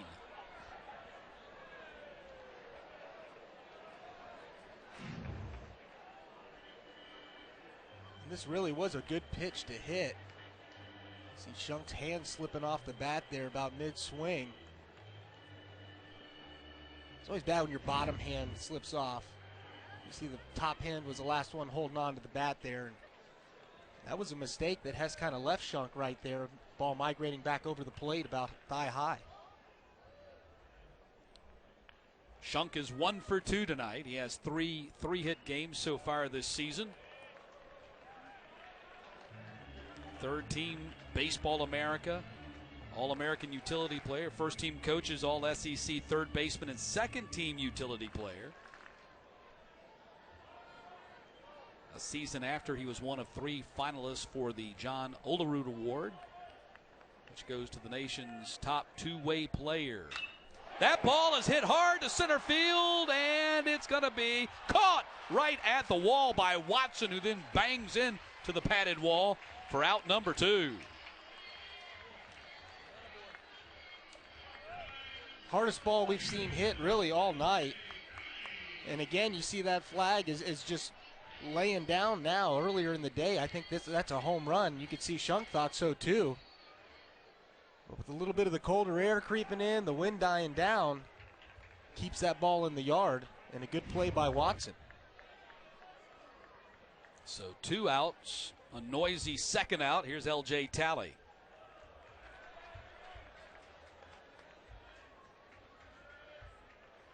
Hess got a little fastball happy right there.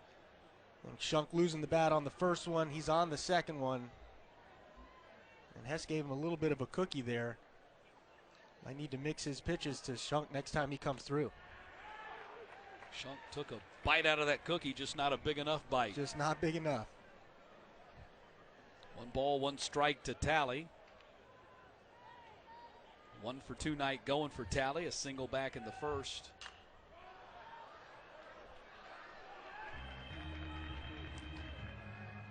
Interesting enough, right after that deep fly ball by Shunk to left center field with no wind blowing, now the wind kicks up a little bit out in center field. That's all he would have really needed.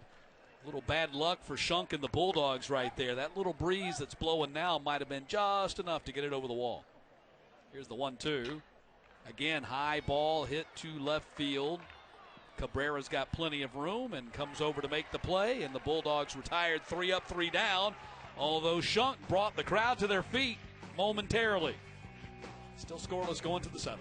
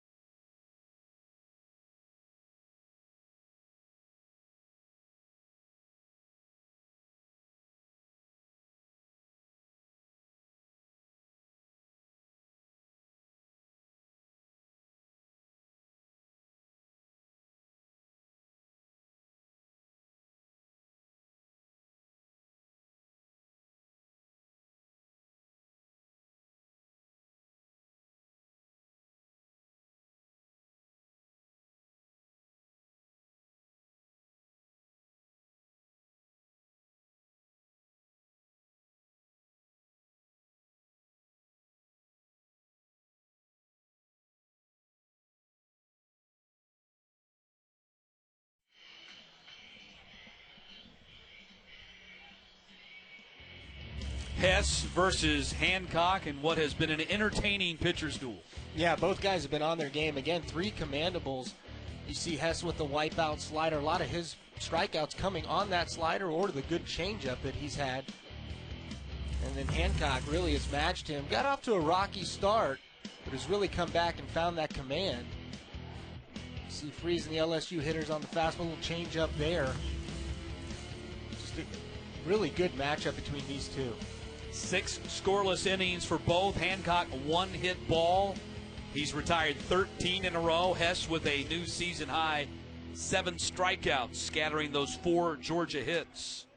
And Antoine Duplantis leads off the top of the 7th for the Tigers. And I got to give credit to both pitch callers on both sides. They've done a good job at mixing pitches to batters in their first, second, third at bats. They're getting guys out different ways each time, leading them off with different type pitches, not falling into any patterns, which is something when a guy has that good of stuff, you look for some sort of pattern to kind of guess, and these pitching coaches have done a good job at calling the game. 1-1 pitch to Duplantis. Did he go? Eric Gaucher said he did.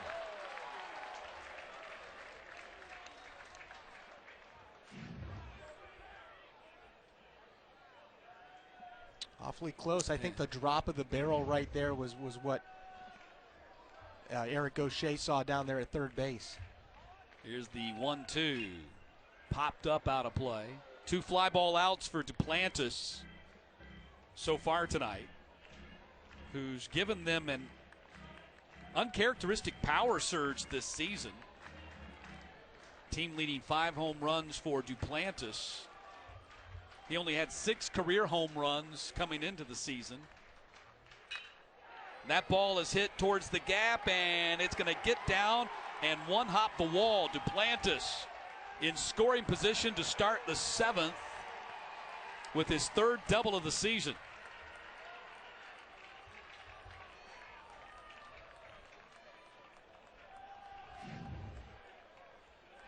See that ball supposed to be in. You see Meadows reaching all the way across.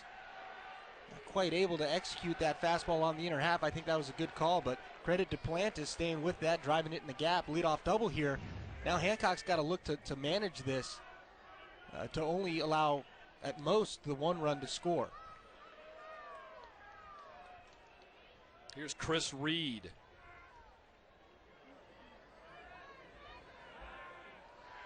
As I started to tell the story earlier, Reed was told by Coach Maneri that he would not be back for his senior season at the end of the 2018 season.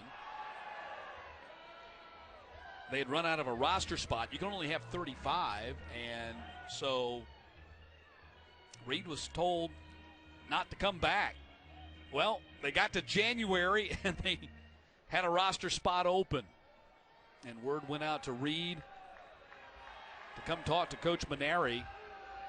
And Coach Maneri admits, look, I made a mistake. And Reed's happy to be back.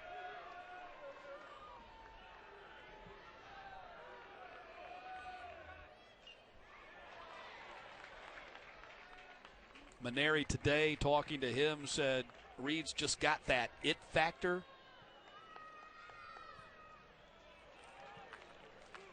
And thanks the time away from the game, he was not with the team in the fall. Really kind of helped Reed grow his love for the game. Away from it. And he has put together a solid senior season here. Did not play midweek. They sat him out to start the game against Nichols because of a forearm strain. They got to the 9th inning and brought Reed in to pinch hit. And he hit a 2-strike double to tie the game. They won it the next inning in the 10th. Ground ball hit to Talley. That'll move Duplantis to third. And the young man with the it factor comes up with a big play, moving the runner 90 feet from breaking this scoreless tie.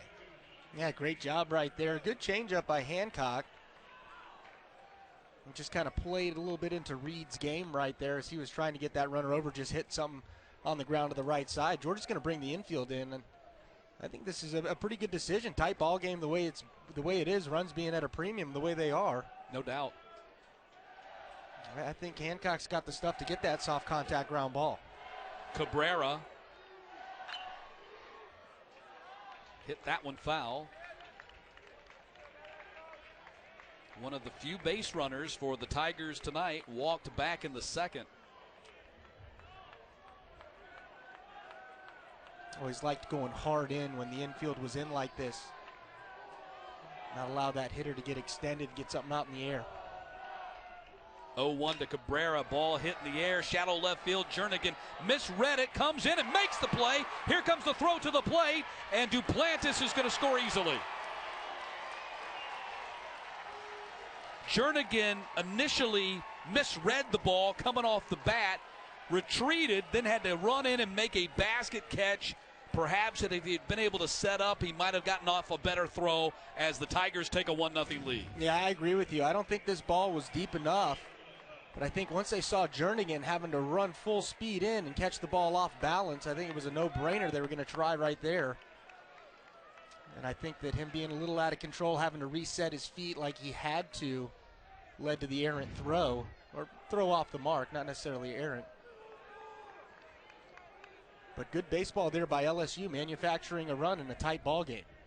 Second sacrifice fly of the season for Cabrera, and his 23rd RBI breaks this scoreless tie in the seventh.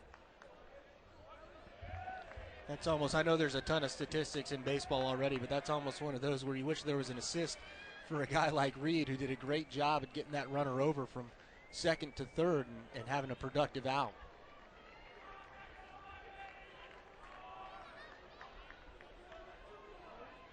So Hancock has given up 2 hits, but now finds himself behind to the Tigers, 1-0. Beloso, count now 2-1 to him. He's 0 for 2. A great job of baseball by the Tigers here in the top of the seventh. He started off with that double by Duplantis. Tapper on the infield, Talley. And that will end the inning, but textbook baseball by LSU as Paul Maneri's crew pushes a run across as we head to the 7th inning stretch. Tigers have the first lead of the game.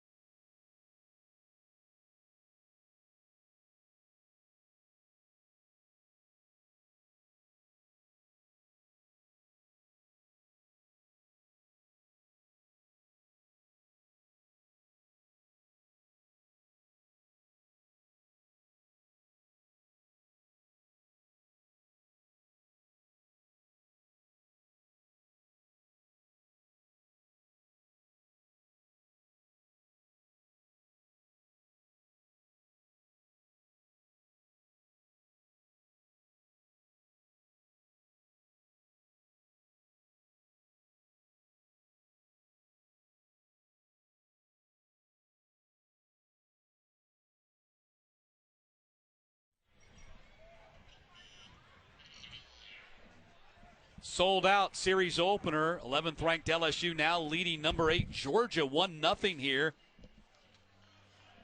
Sold out for the entire series. That gentleman there has his bases covered. He's got his Bulldog toboggan on and his Tigers jacket. No sense walking away a loser tonight. I'm going to win one way or the other, right? Tigers 10-4 when scoring first. And they have scored first here tonight. It took them to the top of the 7th to do it. John Cable leading off the bottom half of the 7th. Zach Hess, who is 1-1 on the season, staked to a 1-0 lead as he takes the hill here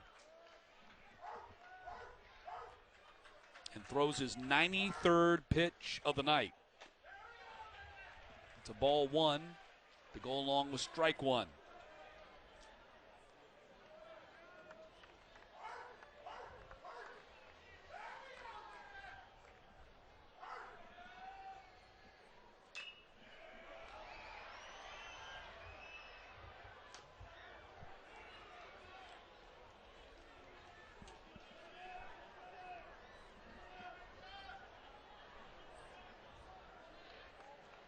Cable lined out to the shortstop Smith his last time up after striking out looking.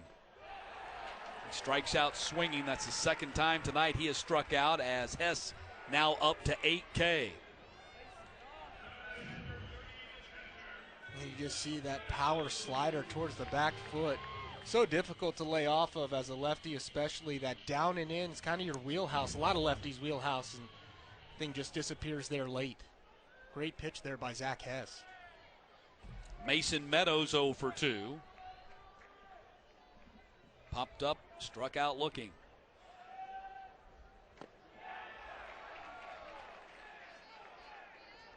Georgia having a lot of trouble with Zach Hess right now. He's got some good stuff tonight. All three pitches working. This Georgia offense is not one to chase out of the zone, and he's definitely gotten some off-balance swings really all night long. And I thought it was interesting that this Georgia team that came into the game third in the conference with 133 walks and facing Zach Hess, who had walked 17 in 25 innings, Hess has not walked a batter tonight. Breaking ball, base hit. Hit number 5 for Georgia. I think that's a lot of credit to Zach Hess and staying in the zone. Georgia really hasn't chased a whole lot of pitches out of the zone. Makes a mistake here with the breaking ball, kind of hangs up. Meadows does a good job.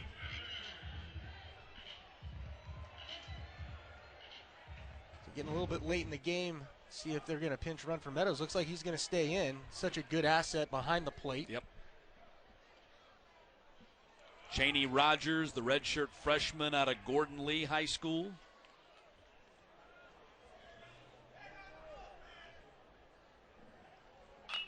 Ball is hit deep down the line in right field, and it's going to roll to the wall. Meadows chugs for third. Stand-up double Rogers. 2 in scoring position for Georgia, and 1 out here in the 7th.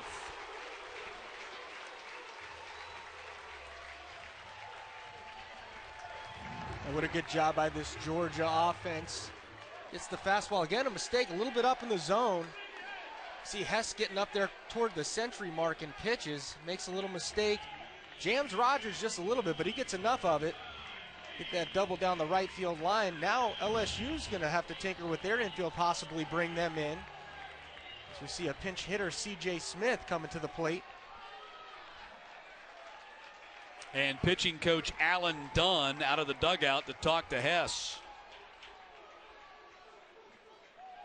That was the 6th hit of the season for Rogers, who's making just his 8th start.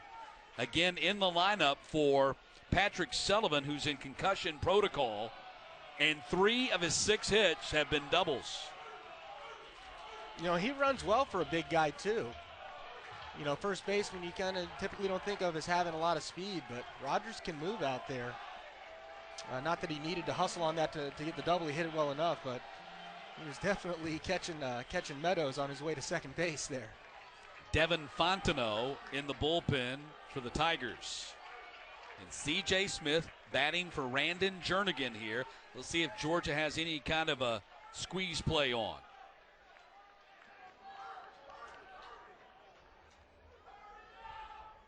Smith looked like he was going to be swinging away, takes a strike. C.J. Smith, who will be the starting pitcher for the Bulldogs tomorrow afternoon in Game 2 of the series at 1 o'clock. Batting just 130 on the season. He's 3 for 23. Does have a home run and 3 RBI. Weak cut, and it's 0-2. Another good pitch sequence there. The fastball in, and then the breaking ball looks just like it. Until about 2/3 of the way there when it kind of disappears. C.J. Smith just got to fight to put something in play right here, not have an empty at bat.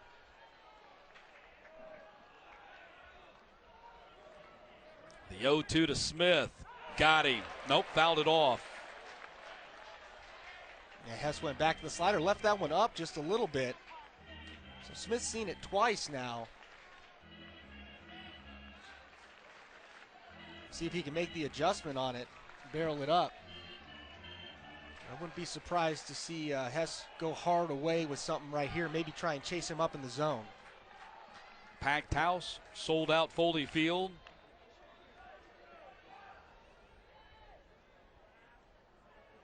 (0-2) to C.J. Smith. Missed inside, 1-2. Good adjustment by C.J. Smith there. That was a pretty good slider. I think Hess wanted to throw that slider. His last pitch left the last one up a little bit, but that's 3 straight sliders, so C.J. Smith should be looking for something maybe hard away right here. Pitch number 104 for Hess. He threw 118 last Saturday against Kentucky. Got him. Elevated the fastball and blew it by him. So the infield will go back to regular depth with the second out. And just a great pitch sequence by Hess right there. I think the only pitch that C.J. Smith had a chance at was that breaking ball 0-2 that he was able to foul off. 9 strikeouts now for Zach Hess. And here's Tucker Maxwell. Doubled his last time up. Time called by Maxwell. Such a big moment for a lot of reasons, but if LSU is able to get out of this, second and third, less than 2 outs, without Georgia plating a run, I think they got a lot of momentum going in their dugout. Breaking ball, strike. Crowd disagrees. They do. That looks like the same breaking ball that Cable struck out looking on in his first at bat, kind of an up and away breaking ball. Hadn't seen it too many times, but both times I can recall seeing it, it has been a strike, so credit Kennedy for staying consistent. 0-1 from Hess, inside out swing, gloved by the third baseman Reed, long throw, got him, and Hess gets out of the inning. He's pumped as he goes to the dugout. Bulldogs strand runners at second and third. It remains 1-0 as we head to the 8th.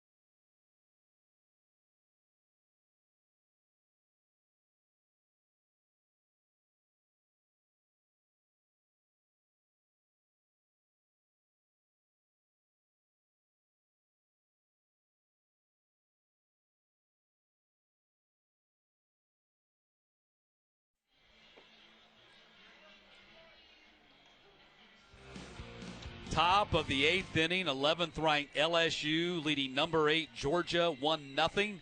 We were scoreless until the top of the 7th when Antoine Duplantis recorded the 296th hit of his career to the wall in left center field. Would come home 2 batters later on the sac fly by Daniel Cabrera. 1 run, 2 hits for LSU. No runs, 6 hits for the Bulldogs, who have now stranded 6, including 2 in the bottom of the 7th at 2nd and 3rd.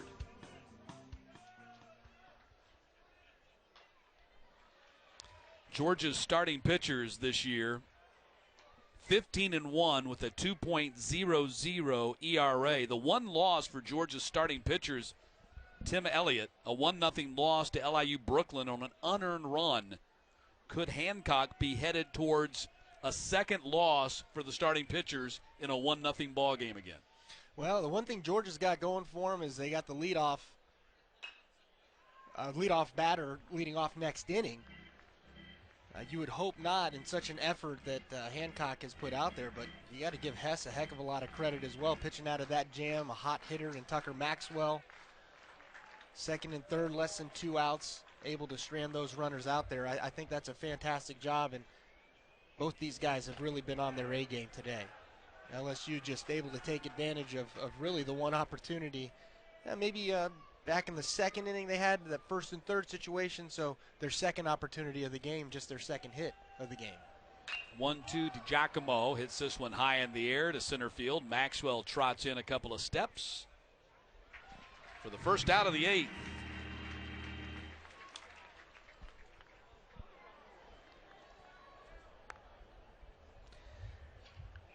Coach Maneri told his LSU team after they lost at Northwestern State they needed to be tougher on the road. They're 0-4 on the road, but they are 2 innings away from picking up their first road win of the year. They lost 3 at Texas, the aforementioned series against the 15th-ranked Longhorns. Hal Hughes fouls that one out of play. Told his team on that bus ride back from Northwestern State that when you go on the road, you got to do extraordinary things sometimes to win a ball game. Hadn't seen that from his team until perhaps tonight, as Hughes takes a strike and it's 0-2.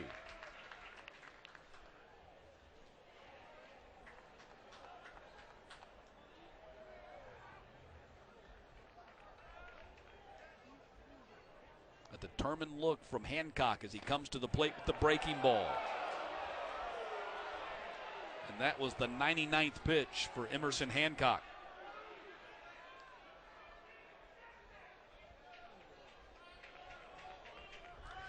At this stage of the season, it would not be unusual for them to stretch him beyond 100. That was pitch number 100 right there.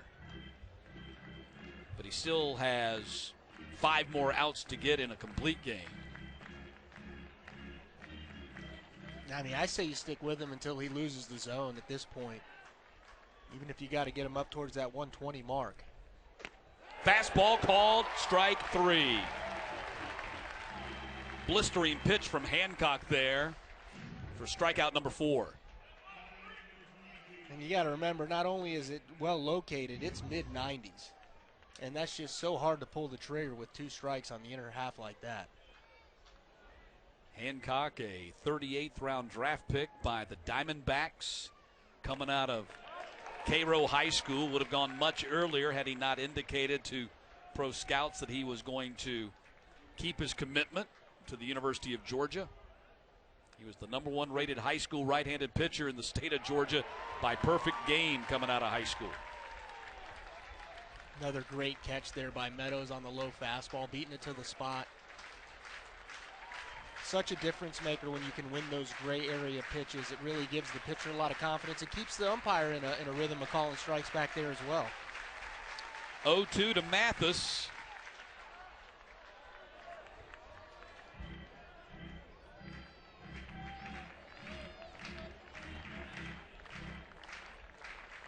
Georgia with a victory tonight would match the 1908 Bulldogs team for the best start ever.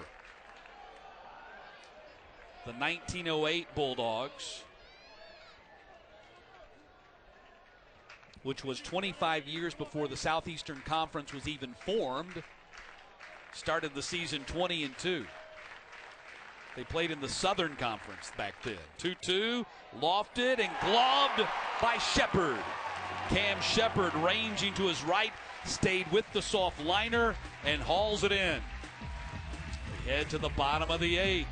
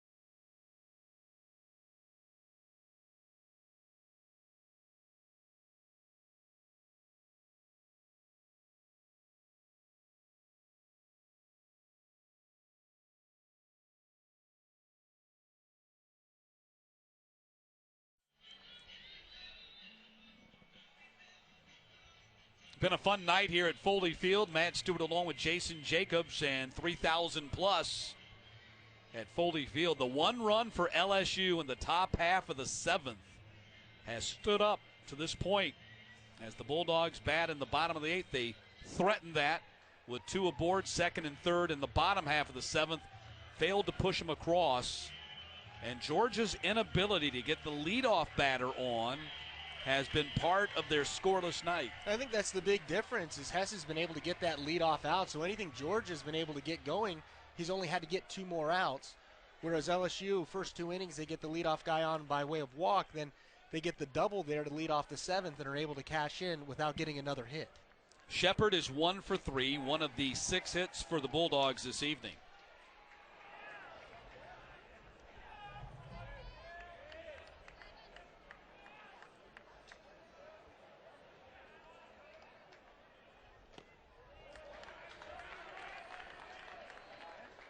I mentioned that with the win, Georgia would match the 1908 team for best start ever. Right now, this is the best start since the 2009 team. Started 19-2, and Shepard takes that one into right field for a base hit. He's going to slam on the brakes after making a wide turn at first base. 2-hit night for Cam Shepard, 7 hits now for Georgia. Can they turn this into a run? Well, I thought that was a great piece of hitting and equally as good a base running. A good pitch on the outside corner right there, just going with it a little bit up in the zone. But it does a great job right there. And credit Duplantis for getting over there. He made a pretty good throw into second base. I think it would have been close, and with nobody out, you don't want to make that first out there at second base. Riley King, 0 for 3, shows bunt, puts it down. Beloso off the bag at first, throws to first, covered by Hughes, and they push Shepard to second in scoring position with 1 out. And Shepard, of course, the first time all night that Georgia got the leadoff man aboard. Can they cash that in? Well, again, I like their chances here with Shunk and Talley coming to the plate. 2 guys that have looked the best against Hess. We'll see Maneri, what he wants to do here, if he just wants to talk it over or if he's going to make a move. Well, Devin Fontenot already making his way to the fence and coming in. I believe that's Fontenot, and he has been really strong. It is Fontenot. He has pitched very well the last 2 weeks against California and then Kentucky. Waiting to come in.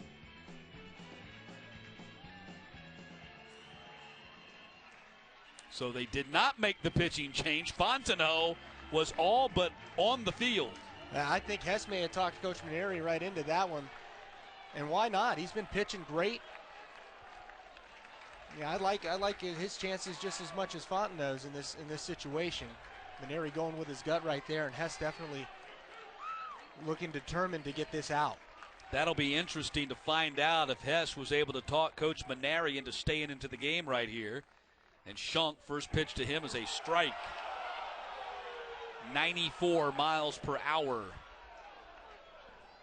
So Hess still bringing a lot of heat. And I got to say, Mathis, I think, went out there and won that pitch for Hess. Did a good job of getting around that ball and bringing it back toward the plate. Hess is at 111 pitches. 0-1 to Shunk. Hit in the air to center field. Watson there. No tag from Shepard, and now there's 2 outs. And again, it's going to be interesting to see how they want to play this with Talley, I think, the more dangerous hitter between him and Cable. Cable's he struck out in his last, or 2 of his last 3 at-bats, and he looked really uncomfortable with that slider from Hess. So wouldn't be surprised if they kind of intentionally walked Talley here, who's hit a couple of balls right on the nose. 1 for 3 night for Talley. Flew out to left his last time up. It'll take a 2-out hit by Georgia here. And Georgia down to their final 4 outs in this game.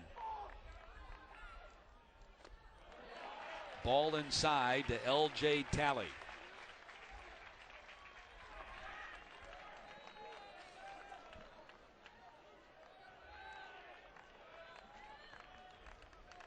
Bold and confident Zach Hess on the hill for LSU with his best outing of the season. Back-to-back weekends now in the SEC. 7 really strong last week in a 12-inning victory against Kentucky. 8 magnificent innings so far here tonight in Athens. I wouldn't anticipate Hess giving in right here, 2-0. I think anything's on the table. If you're Talley, you got to be thinking 1 pitch, 1 spot. 2-0 pitch. Called strike on the edge. Talley. Doesn't show a lot of emotion, but it looked like he disagreed with that. Another off-speed pitch, kind of up and away. Again, Kennedy's been given that pitch.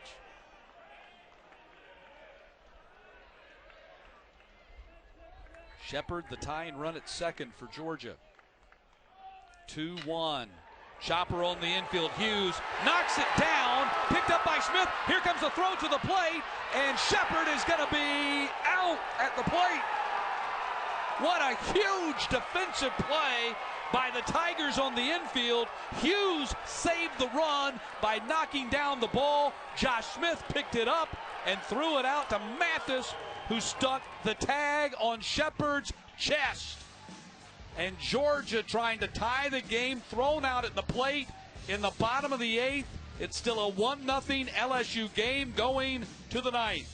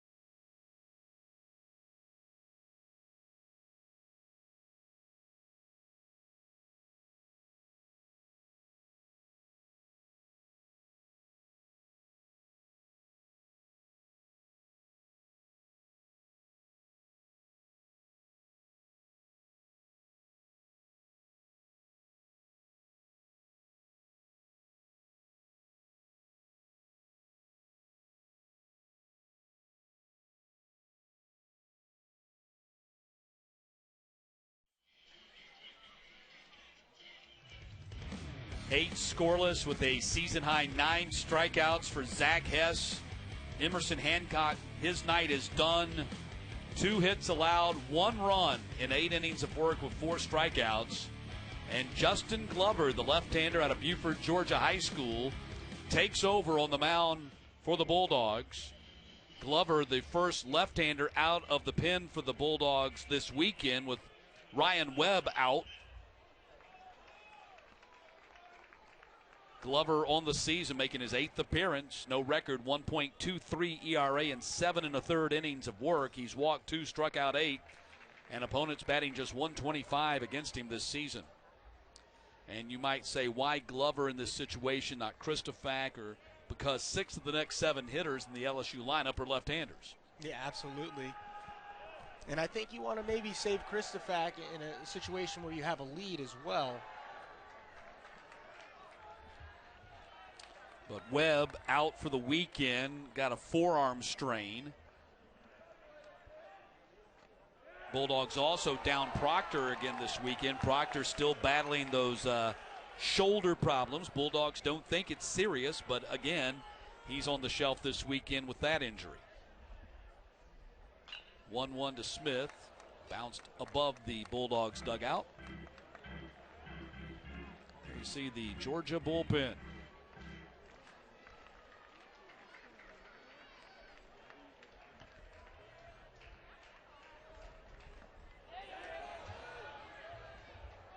To Gaucher, he did not go. 2 balls, 2 strikes.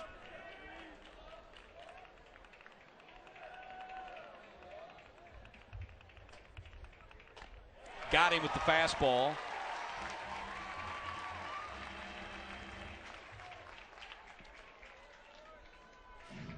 Smith kind of some bad luck on a strike call earlier in that at bat.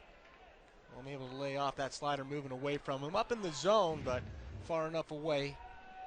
Smith couldn't reach it.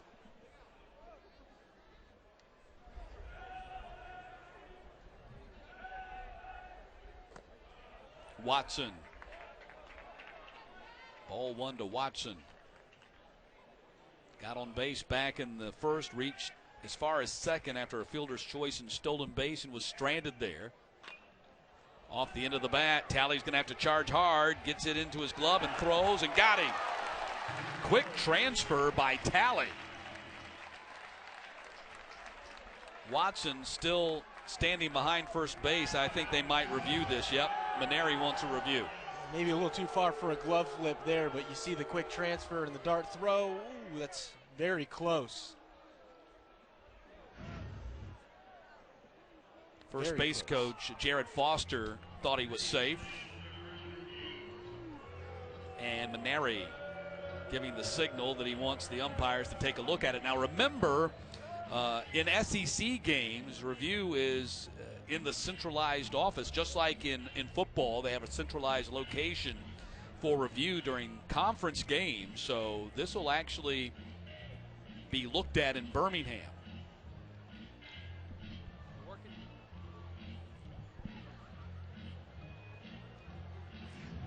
We'll look at it right here in Athens. What do you think? I think he's safe. Yeah, I got to agree. It almost looks like a tie if there is such a thing. The rule does say the ball must beat the runner to first base. I think the other angle is pretty definitive. That one leaves a question mark. Well, let's see. Slowing it down. Yeah, that one leaves a question mark. I thought the other angle was a little bit more definitive here. How about this? It looks like. I don't think the ball beats Watson to the bag. It is. He's on the bag, and the ball is. That's awfully close. Yeah, but it doesn't beat him there. Doesn't beat him there. Yeah, it does not beat him there. It's same time.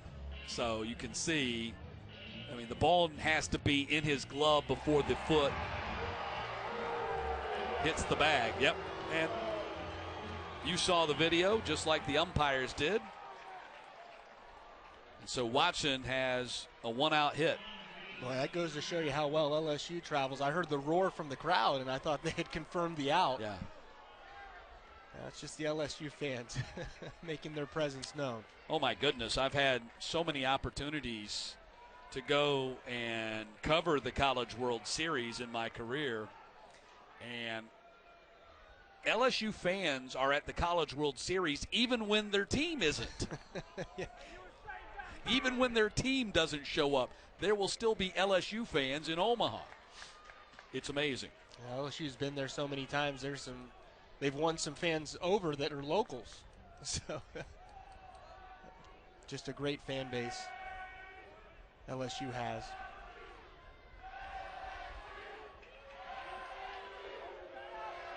Duplantis at the plate. There's a strike. I mean, it takes a special coach and a special player to play at LSU. LSU baseball is scrutinized unlike most any other program. There's only a few other really a handful of programs in the nation that will be as scrutinized by their fan base as the LSU baseball program. I mean, it's talked about like a lot of football programs are talked about. Yeah, absolutely. I mean, they're questioning the head coach, players. You just don't get that in most college baseball programs, and that's even in the Southeastern Conference, which is the best conference in all of baseball. You know, South Carolina maybe comes closest to rivaling that, I believe, from a fan base standpoint as far as the scrutiny of the program. You know, I think maybe Arkansas's kind of there. You know, they're creeping into that stratosphere, but nobody's up there like LSU in that regard. 0-1 pitch, missed inside to Duplantis. And I think it's great. It's a pressure cooker. It takes a special, like I said, coach and player to be able to handle that. Yeah, you definitely have to have thick skin. You can't let it really get you down. You know, there's ups and downs in baseball. Sometimes the fans don't realize that. Glover fake throw.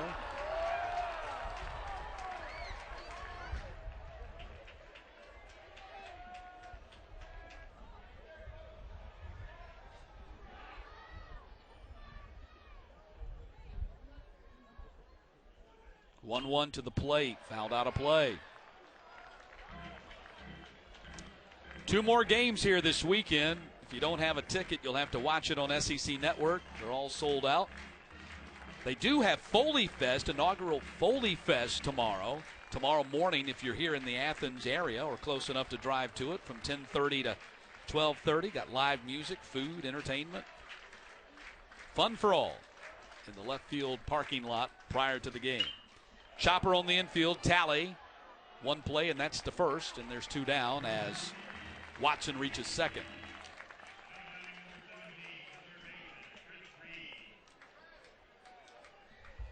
Great decision there by Talley, not trying to force that out at second base as Watson moves pretty quick, and he was moving away from the bag. Gave it a thought, but made the wise decision to throw it onto first base. This is a huge at-bat here for LSU and a huge out for Georgia, because a second run here might prove to be insurmountable. The one that they have might be enough to win this game. 2 would be gigantic at this point as Reed steps in, a chance to double the lead with a base hit. Strike 1 to Reed. Been an 0-for-3 night for him. Struck out looking in the first and grounded out in the 4th and in the 7th. A huge ground out, though. Very productive ground out led to that 1 run that LSU has. Exactly. I agree with you. I'd love to see that stat.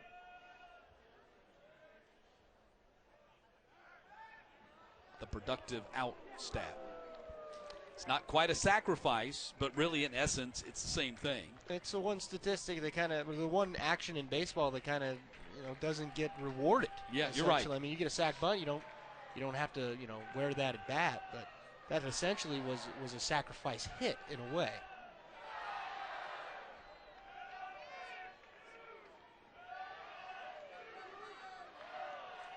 There's the 0-1.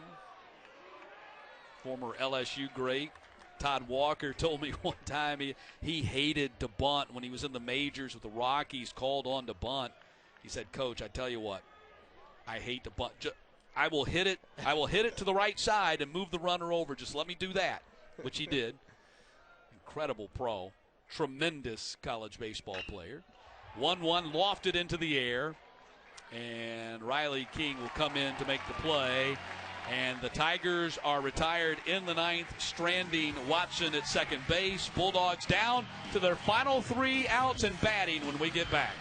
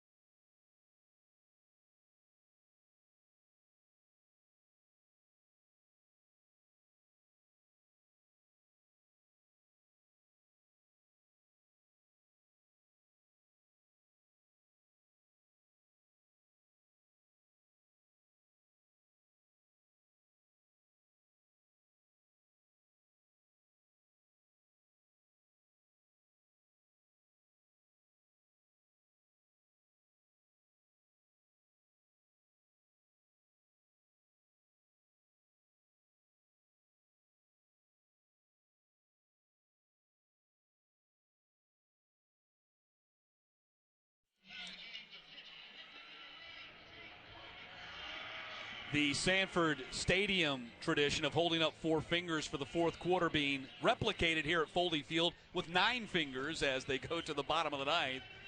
The 5 and the 4, and the Bulldogs have a run to make up to at least continue this game and 2 to win it. Devin Fontenot in to pitch, making his 9th appearance, a team-leading 3-0 record, 1.69 ERA for Fontenot, and he has been very good. 18 strikeouts, 6 walks, 8 hits allowed, and 16 innings of work. And opponents are batting just 148 against him. Coach Maneri says that the sophomore out of the Woodlands in Texas starting to fulfill his potential. In his last 2 appearances, 4 innings against Cal, 5 innings against Kentucky last weekend to get the victory. And it takes a special guy to get those last 3 outs. And a lot of it has to do with demeanor, just as much as it has to do with stuff. And Cable, the first man that he faces, that's ball 1.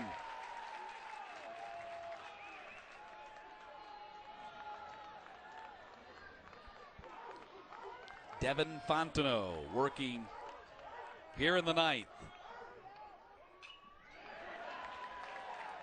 Fastball is fouled back. It's 1-1. Fontenot, not a save on the season. Only 2 saves for this entire LSU staff this season. Vittmeyer and Peterson each have 1. But it is Fontenot that they give the ball to here in the bottom of the ninth in Athens, trying to get the series opening victory in front of the sellout crowd.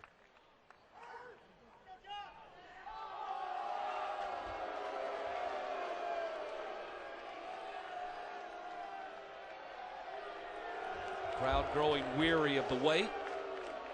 Fontenot's having a tough time seeing the fingers right now.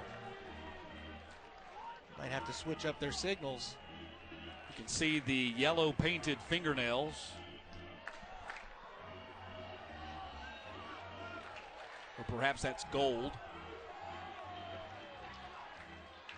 Yeah, you don't want to go too low as a catcher and allow that opposing dugout to see anything below the shin guards there. So, of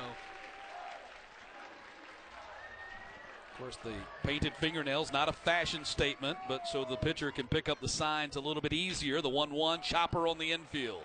Beloso, 1 out.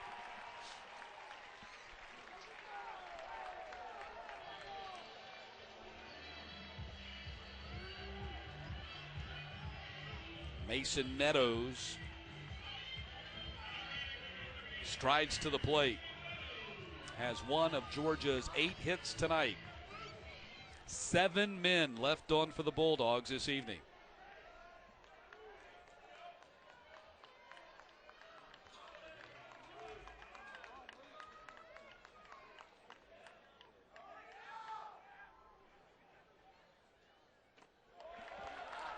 Ball one from Fontenot.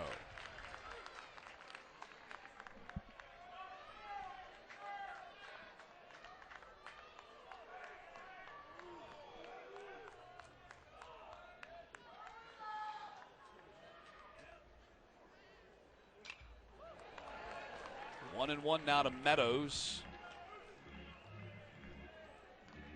Georgia's 10-game winning streak in jeopardy. LSU 2 outs away from extending theirs to 6 games.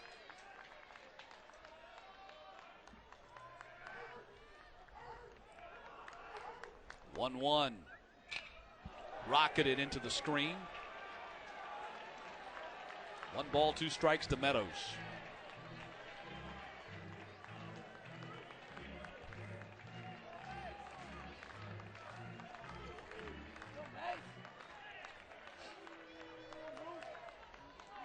Fontenot hoping to polish this one off. Called, strike 3, Fontenot. 10th strikeout of the night for LSU pitchers. Georgia down to their final out. It's really just an indefensible pitch right there. You saw the two-seamer coming back on the outside corner.